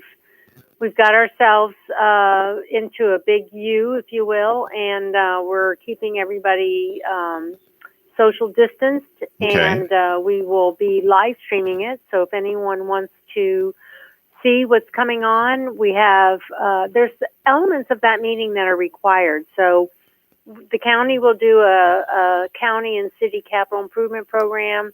And then we'll have our large-scale development projects between the city and the county. We will have some discussion about some of our interlocal agreements. That's just pretty much, we're trying to secure those agreements so that the staff can utilize those facilities. So when you have a facility like, for instance, Hidden Oaks Middle School, Okay. where they have a gym, could we utilize that site for some league play and other elements that possibly the taxpayers of Martin County could then be benefiting from that facility, because we as a county, as you know, we don't have a gym. So, looking at those elements of that. And then the Village of Indiantown will do an update on where they are with some of their projects. And then we want to talk a little bit about the climate, resiliency, and how we look at our vulnerability, as we do have this climate change coming to us in the many years in our future. But at the same time, shame on us if we at least don't talk about it. And then John Mayle will be doing a water quality update, talking about Lake Okeechobee and some of the various things there. And then the school district would like to talk about how they're approaching the COVID-19, what safeguards they've put in place, Mhm. what requirements they have for their students. And then they're also going to talk a little bit about how they are funded by the state and what that looks like as they move forward. And then they look at their student enrollment. And that's always interesting to me to see how many new students we possibly may have and how many students we may not have. And there's about 30% of the students are still not physically present in the classroom. They're still utilizing their resources from their virtual learning. And then we've had some students where either the parents have decided to homeschool or they've looked at alternatives, either some kind of a private schooling for their kids. So, you know, it's just kind of when you think about that. And then we're going to also talk a little bit about Jensen Beach Elementary and Palm City Elementary, how those schools are going to be rebuilt. And, you know, both of those sites have community playgrounds, if you will. Some of those playgrounds, the county has partnered with the school district, and we've put a lot of funds into those, recognizing that they would be open to the community. And so we'll be kind of talking about what that looks like as they proceed and what the expectations are for the neighborhoods that have been accustomed to having those community playgrounds available to them. So, you know, I expect it to take most of our morning because there's a lot on the agenda, but because we only meet a couple times a year, there's a lot to talk about. Now, who's going to be representing the school board? Is Lori going to be there? I have heard that the superintendent herself will not be there, but Ginger Featherstone, who's her deputy superintendent, will be there. I don't know if Dr. Millay is in town and if he plans on attending, but the logistics of that we've not. So what we do is we rotate the chair, if you will, and so for this meeting, it's the City of Stuart that will be chairing the meeting. Even though we're holding it over here at our, where the county normally meets. But again, because of the dynamics, we've got everybody spread out, and so we will have public comment first thing in the meeting. But then as we go through these items, we hope to be moving the meeting right along. Now, is the meeting going to be open to the public, or Yes. it's closed? It is. It is open to the public. We are going to facilitate that as best as we can as far as space. We have our chambers here in the admin building that we can make available to individuals that want to just sit and watch, or for staff that are waiting to do their presentations. As well as we have some seating available throughout the library where we can put individuals that they can still monitor the meeting and then come, when they feel like they need to as far as staff goes. But for the public, we will accommodate them as best we can, particularly with the rain. We can't just have them standing outside. Yeah, this is true. Yeah. That just wouldn't be good. Yeah, so we'll just do the best that we can as far as accommodating everyone, recognizing that we still do require masks in our public buildings indoors. So, we're going to ask folks to be conscientious of that requirement. Of course, it's just strongly encouraged. So if individuals come and they don't want to do that, that's fine. We'll work with them as best we can. All right, very good. Of course, safety, the number one priority. Yes. Now, for those that I wanted to touch on something that we spoke about in the past. For those residents of Martin County, if you can give us again an update on the new rules or the update as far as for masks in public and masks in place of businesses in Martin County for those people that still are a little unsure, Taryn. Right. Well, businesses, as an individual business, they have the ability to be more restrictive. So if a business mandates or has a sign on their door, you cannot enter without a mask. They have the right to refuse service to those individuals that enter without a mask. So it's on a case-by-case basis, if you will. Each business has the ability to impose that restriction. So, that's why, unfortunately, I mean, some of the businesses were looking at us with the mandate to say, wow, then the county sets the mandate. We don't have to engage, if you will, patrons on a case-by-case basis. But since it's just strongly encouraged, the county has dialed down one notch, if you will. We're strongly encouraging it through a emergency order. There are no penalties attached to that. There's no ability to have the sheriff get engaged in that, mandating or strongly encouraging. It's just a strongly encouraged that masks be worn when you're in a public environment where you cannot social distance, and keep that, I mean, it's a safety issue, a health issue. Right. But the businesses themselves, so if you see that sign on a business door and you're getting ready to enter and it says a mask is required, they have the right to refuse service to you if you do not have a mask. A lot of them are offering masks at the front door. Mm-hmm. So, if you forget or you didn't realize or whatever, they have that ability. Now, St. Lucie County has a mandate for masks. So I hear people say, well, St. Lucie, they require it, and then I come into Martin and they don't. It's not that we don't. We're just strongly encouraging that you wear a mask. I think the majority of places that I've been to throughout Martin County and St. Lucie County, I've seen the majority of people wearing masks. I see very few and, far between at the businesses not wearing them. And it's a good thing too, you mentioned, Taryn, that, sometimes the businesses will offer you a mask. Like there are so many times somebody might just go to work in the morning, and forget that, maybe they have to pick up some eggs or some milk on the way home and they have to stop in a business. Yep. And then it's just good. And I've seen that, Bonnie, too. I've hand. seen some places, even the big box stores they have the greeter out front and they have a box of masks. That's if you don't have a awesome. mask. I've seen that. Yep. Well, and I'm hearing, I haven't looked at it to validate this information, but I'm hearing that, given that this is the flu season and folks, you can still get a flu shot, but that our numbers are relatively compared to where we were last year for just the general flu in itself, that we're down. And is that because of the masks, or is it just because folks the hygiene is more heightened? Who knows? We won't know. But if it keeps us healthy and it keeps everyone around us healthy, then great. Yeah, great. It doesn't hurt to take that extra precaution. It doesn't hurt.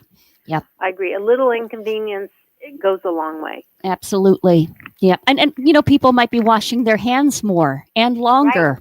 Right. No, they are. I think people are just more aware. I mean, even, just being in somebody's personal space, like when I'm in the grocery store or anywhere where there's other folks, I'm stopping myself, not, where normally I may have passed very closely by them or whatever, you're just kind of more aware that, hey, let's give ourselves some distance. I don't need to be in a rush. Just take that one extra time to just kind of separate and do your business. Yep. Just take that moment, be courteous. And for the most part, I've seen people truly being courteous to one another out there. So that's a good positive for our counties, I think. I agree.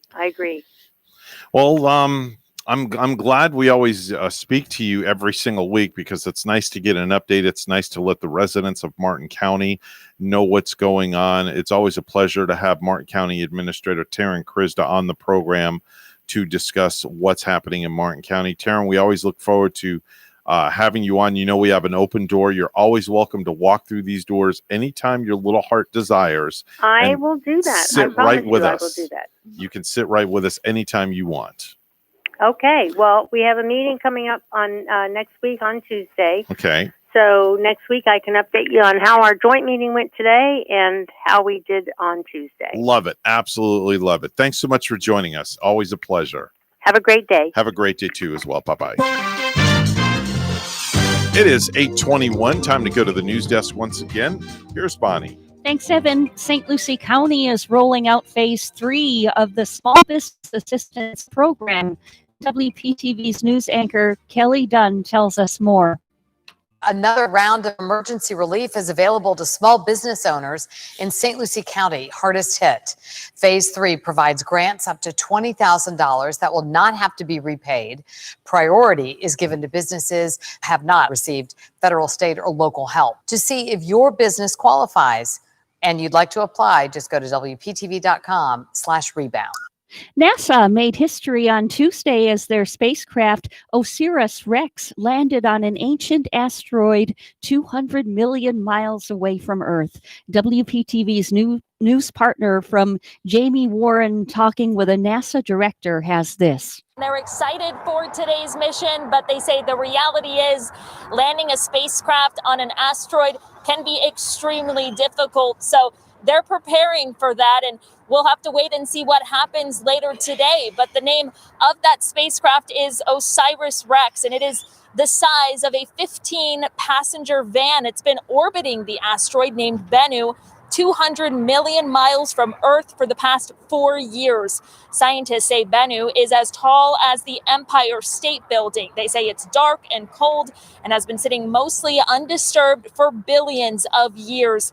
But it's mostly covered in massive boulders, which can make landing on it extremely difficult. So there is a chance that if the spacecraft detects a hazard, it could back off and wave off on the maneuver, but that would allow us to potentially execute another maneuver either at Nightingale or at the backup site Osprey in the future. But if today's mission is successful, OSIRIS-REx will depart from Bennu in 2021 and deliver the sample to Earth on September 24th, 2023. The mission's operations are headquartered at the University of Arizona. 7 people face felony charges in connection with a scheme to illegally trap and sell flying squirrels in Florida. WPTV's news anchor Shannon Cake has details. Flying squirrel trafficking ring operating out of Florida led to charges against 7 people. In the last 3 years, over 3,600 flying squirrels, which are a protected species here in Florida, were trapped in rural Marion County. And then they were sold to buyers in Florida and Georgia, who would then find buyers in South Korea, claiming that the squirrels were legally raised.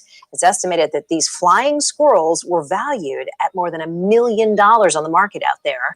FWC determined the poachers were also taking protected freshwater turtles and alligators as well. And lastly, in Martin County, an 18-year-old woman told deputies a man sexually battered her Sunday night. The woman told Martin County Sheriff's deputies about 3 p.m. Monday that Joel Weedos, age 26 of Arizona, inappropriately touched her despite her telling him to get off of her. The two were inside an unspecified home in Martin County. The woman also told deputies she was able to push him away afterward.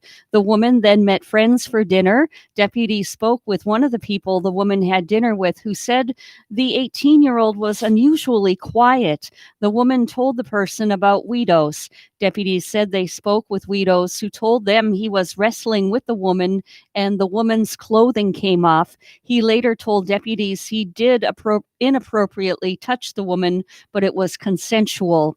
He was arrested on a charge of sexual battery and was taken to the Martin County Jail, where he was Tuesday with bail set at $60,000.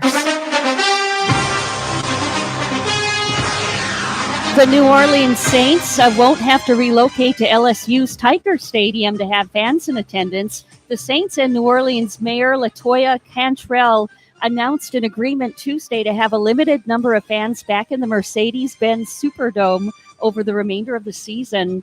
They will start with 3,000 tickets being distributed to season ticket holders for Sunday's game against the Carolina Panthers. Then, if local health and safety guidelines remain in place and the number of COVID-19 cases remain stable, attendance will increase to 6,000 fans for November games against the San Francisco 49ers and Atlanta Falcons, and 15,000 for December games against the Kansas City Chiefs and Minnesota Vikings. News time, it's 8:26, and weather and traffic together next.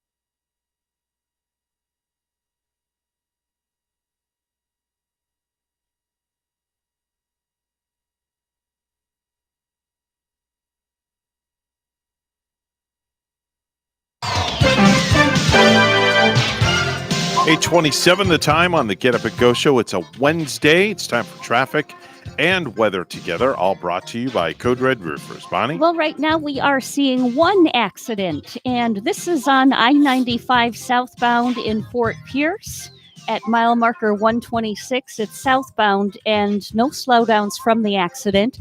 Just keep in mind there's been heavy rains in the area, just kind of like maybe put you in that set of mind to slow down this morning as you're heading out. Use caution. There's your latest look at traffic. And it's 77 with rain here in Stewart this morning. And in Kamakura, Japan, clear sky in 61. Here's our forecast at WPTV. Your WPTV First Alert weather team has issued a weather alert this morning. Widespread rainfall moving into the area and some bands of bigger downpours and gusty winds for that morning commute. Temperatures this morning starting off in the mid-70s. This afternoon, highs in the low 80s, cloudy conditions with scattered showers and storms, breezy east winds. Our biggest threat today will be the potential for localized flooding. Tonight, lows in the mid-70s, some showers and storms into the night. Tomorrow, highs in the mid-80s, scattered rainfall and breezy east winds. By Friday, we'll see more sunshine, lower rain chances with drier air moving in, winds beginning to subside by the end of the work week. I'm WPTV First Alert meteorologist Katya Hall on WSTU AM 1450, Martin County's Heritage Station.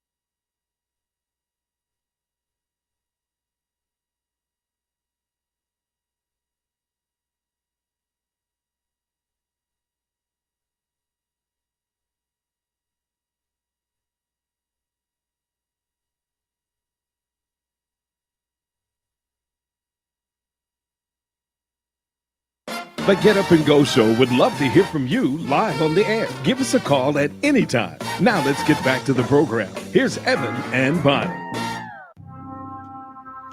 8:32 right now on the Get Up and Go show with Evan and Bonnie. It's time to take a trip out to outer space in a galaxy where some people have never been and some people have been and some people think they've been there before. Right, Randy?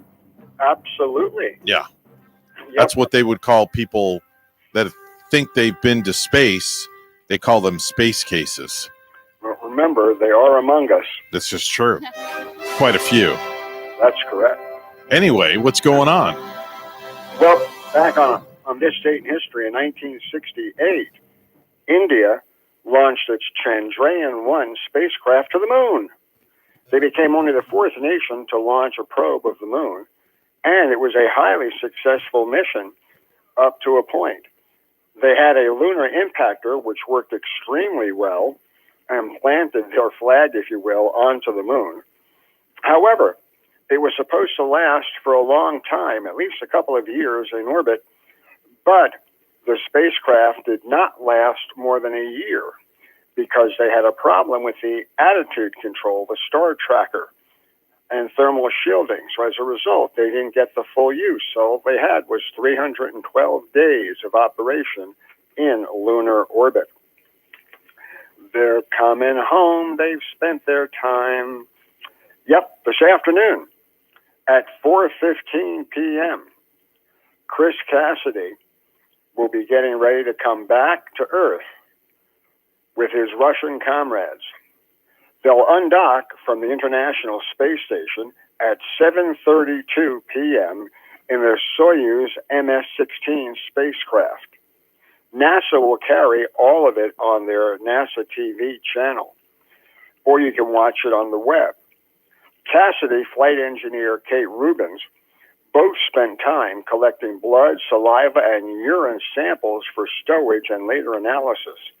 Rubin then checked out research hardware and plumbing gear before familiarizing herself with systems.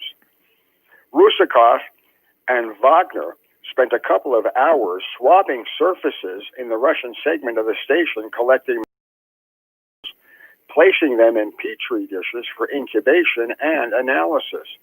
Wagner also joined Ivanushin to test the lower body negative pressure suit for its ability to counteract some of the adverse effects of long-duration spaceflight in preparation for their return to Earth. New first-time flyer Sergei Kudzavayev, he synchronized cameras with clocks on the station laptops, computers, and worked on Russian plumbing tasks. So they're getting used to flying with 3 people, but that won't last for a long time. The astronauts had a change of command ceremony yesterday where they changed from Chris Cassidy to Rusakov. So he is now the new commander on the space station. When they do land and they descend to Earth, they'll be met by 200 rescue specialists, an aviation group that includes 12 MIA helicopters, 2 An-26s and An-12 aircraft, as well as more than 20 units of ground vehicles. And those will include 6 modernized search and rescue vehicles. So they'll be in good hands when they get back. And the interesting part is, once they get back, they will not be quarantined because they've been up in space for 6 months. And they were thoroughly tested and kept away from the public for a long time before that. So as a result, the American astronaut will be able to come back to Houston, and the Russian cosmonauts will be able to go back to the Baikonur Cosmodrome, or they'll spend time at their headquarters in Moscow. The crew on board the station were able to repair the oxygen production system, so there are no problems with that. However, they are still leaking a little bit of air into space. Even though they have found the crack and they've covered it with Kapton tape, it is still escaping. So what they will do is they will wait for the next Progress vehicle to bring better repair kits so the temporary measures won't have to be used. They've also brought they will be bringing back a sample of the area where the cracks appeared. This way, they'll have a better idea on what caused the crack. The napkin is also planned to return to Earth, which they use to locate that leaking section. The Artemis Accords which will have Americans going back to the moon on a sustained mission, will be joined by several other countries: the United Kingdom, Italy, Australia, Canada, Japan, Luxembourg, the United Arab Emirates, and the U.S. will all participate in the return of humans to the moon by 2024 and establishing a crewed lunar base for extended stay in 2030. President Trump has invited Brazil to join the Artemis Accords, as he is hoping to reach more countries in South America to join NASA. SpaceX Starship fired up 3 Raptor engines for the first time. It was basically a static firing, which showed the 3 Raptor engines could fire, which means they had to have a tank that would work properly, which it did. And now the next step will be to have a high altitude flight from that vehicle. That could come within the next several weeks as SpaceX gears up to do more with their spaceship headed to the moon. OSIRIS-REx has done it. OSIRIS-REx touched down on the asteroid Bennu and scooped up some soil. What was interesting is that it made this touch and go in perfect harmony. There were no problems. It descended to Bennu, which it had been orbiting, picked up some of the soil, and then went back into orbit around it. Now it'll prepare for launching back to Earth, which will happen in 2023 when it returns. When it does get here, the canisters will land in the Utah desert in September of 2023. Lastly, we want to tell you that NASA's telescope is back on schedule with little more than a year to go, and hopefully it'll finally make it at the end of October 2021 into orbit. Tomorrow we're going to tell you about SpaceX and Microsoft and Lockheed Martin having some problems against SpaceX. So until then, have a great day, everybody. That's Randy Siegel with the Daily Space Report. He's on the program each and every weekday, Monday through Friday at 8:30 in the morning. He's been a staple on the station forever and a day. Speaking of being a staple, you might want to staple this list of food that Bonnie's about to rattle off from Ellie's Downtown Deli in Stuart. I just get, every time I mention their name, Ellie's Downtown Deli in Stuart, I get so hungry, I just want to run out the door. Oh, you know it. And break the doors down. Yeah. And just tell Mark, load me up.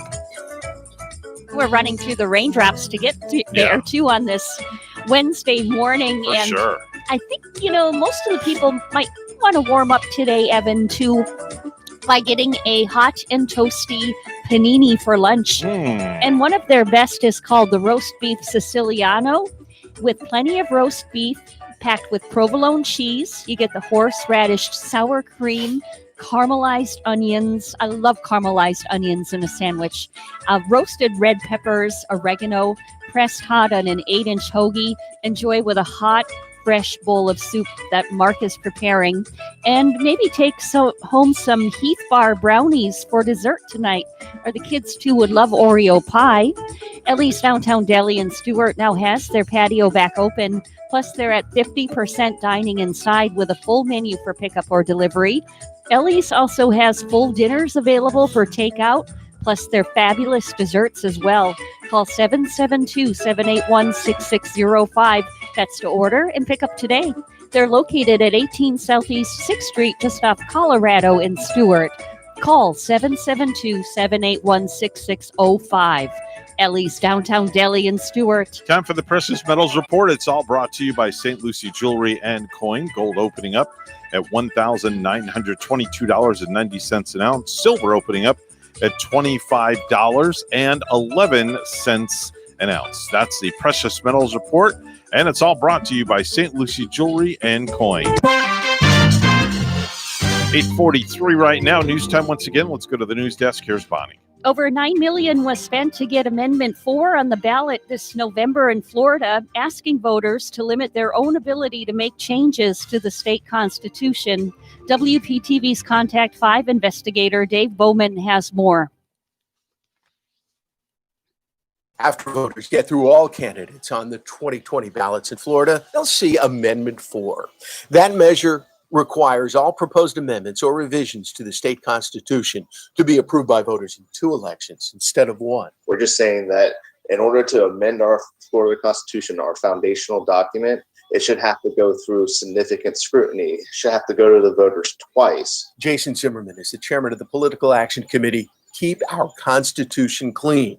Records show that group spent more than $9 million to get Amendment 4 on your ballot. When Contact 5 asked him to name the contributors, as of right now, I don't even know. You don't know who's... I just took over as chairman, so I don't know. Contact 5 dug into Keep Our Constitution Clean's donor records. We found 39 entries. 4 donors gave more than $800,000. But records show the giver is the receiver. Keep Our Constitution Clean. When giver and receiver are the same, financial backers remain secret. In Florida, I believe it is legal. Nick Tombolides, whose group termlimits.org has spearheaded ballot initiatives in Florida, says voters deserve to know whose money is behind the measure. $9 million has come in to try to silence the people of Florida via Amendment 4, and we have no idea where it is coming from. That, to me, is very alarming. We don't like being left in the dark, and neither should our voters. Patricia Brigham is the president of the League of Women Voters of Florida. It opposes Amendment 4. Her organization has taken Keep Our Constitution Clean to court, asking a judge to force a group to release donor information so the league can decide if it wants to file a complaint with the Florida Elections Commission. These voters deserve to know who is behind the initiative. It's about transparency in our government. The money was raised for petition gathering. It was just to raise to get us on the ballot. We're not spending any money on advertising. We're not marketing this amendment. Zimmerman says financial supporters of Keep Our Constitution Clean may be named in future filings, but those filings are not due until after the upcoming election. Dave Bowman, WPTV News Channel 5. Martin County School Board members Tuesday night voted on what became a controversial proclamation related to specifically recognizing the LGBT community in schools. WPTV's Treasure Coast reporter Megan McRoberts has more. You know, as you can see, this is a controversial issue. Lining up out the door at the Martin County School Board. Little kids need their innocence. Parents speaking out by the dozens against a proclamation to commit to specifically recognize the LGBT community in Martin County schools. Our school system is to teach our kids how to read, write, and do arithmetic. Parents expressing concerns surrounding whether they feel the topic is appropriate for all ages. I get it. People of all different styles, all different types, all different kinds. Let our kids figure it out on their own. I have a very, very innocent 4th grader. He still likes to sleep with stuffed animals. He's not ready to hear about this. Some parents worried the proclamation would lead to LGBT lifestyles being taught in school. But board members stressing this wouldn't be an addition to curriculum, just a commitment to being accepting to LGBT students and staff. I'm a minority in that lobby, and I'm a minority in life.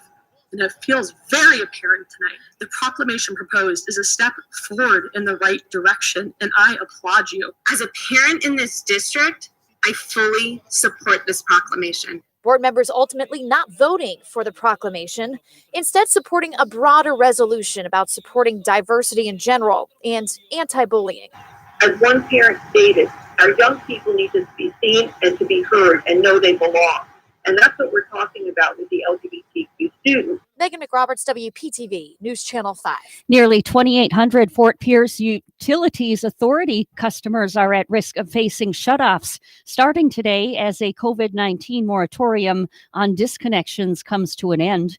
Officials expect that number to drop as more customers pay up and more assistance is distributed. Yet up to 320 disconnects per week are expected through November, FPUA Director John Tompick told the City Commission Monday. All but about 160 of the delinquencies are residential customers, he said. Programs to assist customers with their payments have been underutilized, officials said. To qualify for assistance, customers must show they have been impacted economically by COVID-19, such as losing work hours or being laid off. And lastly, 4 in 10 Americans plan to spend less on the holidays this year, but the average is still $1,387, or only 7% less than last year. And that includes everything from gifts and decorations to holiday food and plane tickets.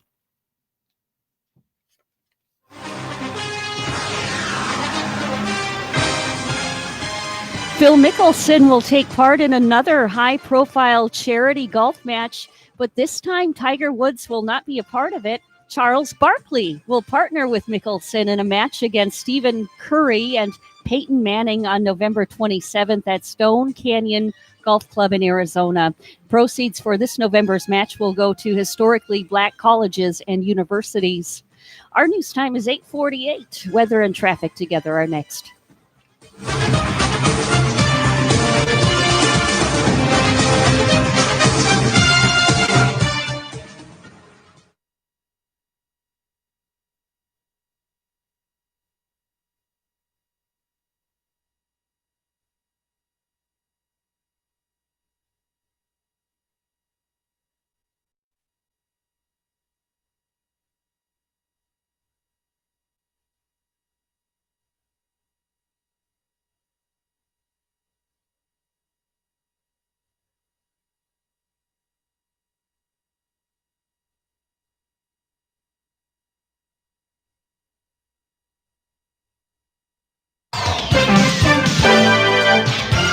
$8:49 the time on the Get Up and Go show with Evan and Bonnie. It's the Wednesday edition. Time for traffic and weather together. All brought to you by Code Red Roofers. Bonnie? Well, let's see. We did see an accident up in the Fort Pierce area, and let's see if that accident is still there. Yes, it's at I-95 southbound in Fort Pierce. This accident is at mile marker 126, and we're not showing any roadblock from that traffic accident. And here in Martin County, at the moment, it looks like the roads are clear right now throughout Stewart and the Palm City area, looking good if you're heading out here. There's your latest look at traffic. And it's been raining, of course, all morning. I want to slow down on the roads. It's 76 in Stewart. We have the rain. And in Long Island, New York this morning, 62. Here's our forecast at WPTV. Your WPTV First Alert weather team has issued a weather alert this morning. Widespread rainfall moving into the area and some bands of bigger downpours and gusty winds for that commute. Temperatures this morning starting off in the mid-70s. This afternoon, highs in the low 80s, cloudy conditions with scattered showers and storms, breezy east winds. Our biggest threat today will be the potential for localized flooding. Tonight, lows in the mid-70s, some showers and storms into the night. Tomorrow, highs in the mid-80s, scattered rainfall and breezy east winds. By Friday, we'll see more sunshine, lower rain chances with drier air moving in, winds beginning to subside by the end of the work week. I'm WPTV First Alert meteorologist Katya Hall on WSTU AM 1450, Martin County's Heritage Station.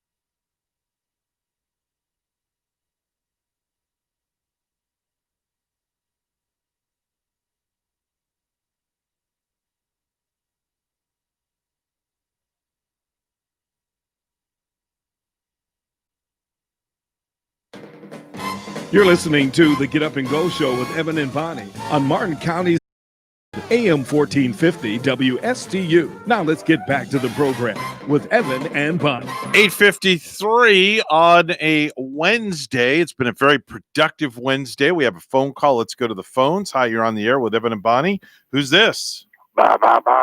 Hey, there he is. The one and only man with the plan that only can, that's outstanding in his own field. The one and only Fredo is joining us. Good morning. Hi, Evan. Good morning. Good morning, Fredo. See, we have a studio audience this morning. Hi, Bonnie. How you doing? Good. See, he don't want to talk to me. He wants to talk to you. I don't know. How are you doing, Fredo? I'm doing well. Well, she's prettier than you are, Evans. That's Well, why. I would hope. I don't know. Yeah, I man. have my bedhead this morning in case you haven't noticed on Facebook. It's No, I didn't look on Facebook this morning. Heavy I was listening bedhead. to the radio. She doesn't have no bedhead. I don't know what she's talking about. I feel like I do because I'm not able to like straighten the hair in the morning. You know, like maybe before I go out at night, I take the time and I'm able to straighten it with a hair straightener. Do you have a hair? You have a hair straightener? Yeah, I have two of them. I have a couple of them. All right. There's one that they sold me at a kiosk at the mall where I paid $100 for. What? I think it was called something like the alligator hair straightener or something like You that. paid $100? It was That a was probably Fredo's hair straightener. Yeah, man. I had a kiosk there in the mall, selling stuff like that before. So. Oh, my. There's where all Yeah, the money went to Fredo. Wow. But that's when Yeah, I man. first started doing massage, and I was feeling like I'm making all this money and I'm feeling wealthy. And then Oh, you didn't have a care in the world. a fella stopped me and, I fell for it. He showed me the pretty purple rotted one. It's a nice big purple one that I still have to this day. Yeah, it was the big purple one, of Fredo that got her. The big Yeah, long purple one. The big purple one. Yeah, Yes, man. yeah. Like a Yeah. giant purple people eater. Yeah, there you go. Plus, I think he sold me on the fact that the wand of it, the inside of the stick that gets real hot, had a sort of like a protective, maybe silicone slithering kind of thing that was actually better for your hair What are you with all the talking heat about? as you're I straightening don't it. know what you're talking about there. Good Lord. Bonnie, you're getting a little descriptive on I know. us there. A slithering. Like he said, What? basically he went into the fact that the rods, when I straighten my hair with the heat from it, Yeah. with these kind of rods, it's not as damaging as your normal hair straightener is. Oh. So he Oh. kind of sold me on that too. Okay. Well, Wow. So yeah. interesting. Never heard of a hair straightener with long slithering rods. Yeah. It's a little different. Yeah, man. You sure you were in the right place? Well, they're more slithering if like steam comes out of them. Oh, boy. Like there's certain curling irons and hair straighteners that you can press a little button Ooh. and then the little steam comes out of the holes too. And Does it that come with a wireless remote control by any chance? it For it might. $100? Yeah, right? Everybody is getting more higher tech lately. So gee, I don't know. They might come up with I mean, geez. Wow. by now. Very interesting. Yeah. Wow. Very interesting. I need a cold shower now. Yeah, really. So do I after that description. Yeah. Oh, I know what the third one was that sold me on. Oh, boy. The third one, and I never used it, of course. The third one was the fact that I could come back to that kiosk once a month Uh-huh. and Yeah. they would style and straighten my hair for me. They would give me a free hairstyle once a month upon coming back to the kiosk. Is the kiosk still there? No. Yeah. Yeah, that's Fredo's kiosk right there. Yeah, man. Yeah. Yeah. Yeah. Well, what does that tell you, Bonnie? Yeah. Don't buy a hair straightener from a kiosk in a flea market. That's where did you go to get this at? This was at the mall. At the Treasure Coast Mall? Yeah. Yeah. Wow. Okay. Wow. So yeah, All so right. I came home with my little hair straightener and Your $100 hair straightener. I told Gary, That I was was telling purple. Gary all about it, and I was fearful of telling him the price of one hair straightener. Yeah, because he probably would straighten you out in a heartbeat, Yeah. knowing that you spent that. Does he know the day that you spent $100 on a hair straightener? Yeah, but Because if he it's- didn't, he damn sure knows now. That's for sure. Yeah, right. he knew, but he also knew that I went in my own cookie jar to buy the hair straightener. Oh, So, you know, dipping into the cookie jar now. Oh boy. I didn't dip into his cookie jar to get it. Okay. So- Wow. Oh boy. All right. We're dipping in each other's cookie jar. So Fredo, on that note, what are your plans for today? Well, we're getting ready for Phil's birthday. Yeah, man. Tonight. Yeah, man. He's gonna come over and we're gonna have a big party for Phil. Yeah, man. Really? Okay. Oh yeah. But his birthday is what? Is it actually Sunday or Monday? It's Monday, from my understanding. Oh, I think okay. Monday the 26th, if I'm correct. And That is correct. you're All right. warming up the band. You're getting Yeah. all It's gonna prepared. be a whole weekend party starting tonight. Yeah, man. Okay. Well, there you go. It's always a party at Fredo's. That's right. All right, Fredo. Well, thank you so much for checking in, and give us a call tomorrow and give us an update on how night number 1 of the party's going. Okay. You got it. All right. We'll talk to you soon. Bye-bye for now. All right. Wow. Oh boy. It's going to be a very long weekend. Everything is like a party for him. And, you know, I'm hoping he's wide awake with that band on Monday. Fredo the party animal. Anyway, that's a wrap for us. The Wednesday edition is one and done, and we're out of here. We're like yesterday's kitty litter. We say chow mein, Honduras. and Arriva Dirty folks. And always remember, there's a lot of love in this room that we like to spread and share out to everybody. So spread the love, because there's never enough. You're absolutely right, Evan. And wherever the party may be, have a designated driver. That's right. Have a double D. Have a designated driver, folks. Have a great day. We're WSTU Stewart, Martin County's Heritage Station. The news is coming up next.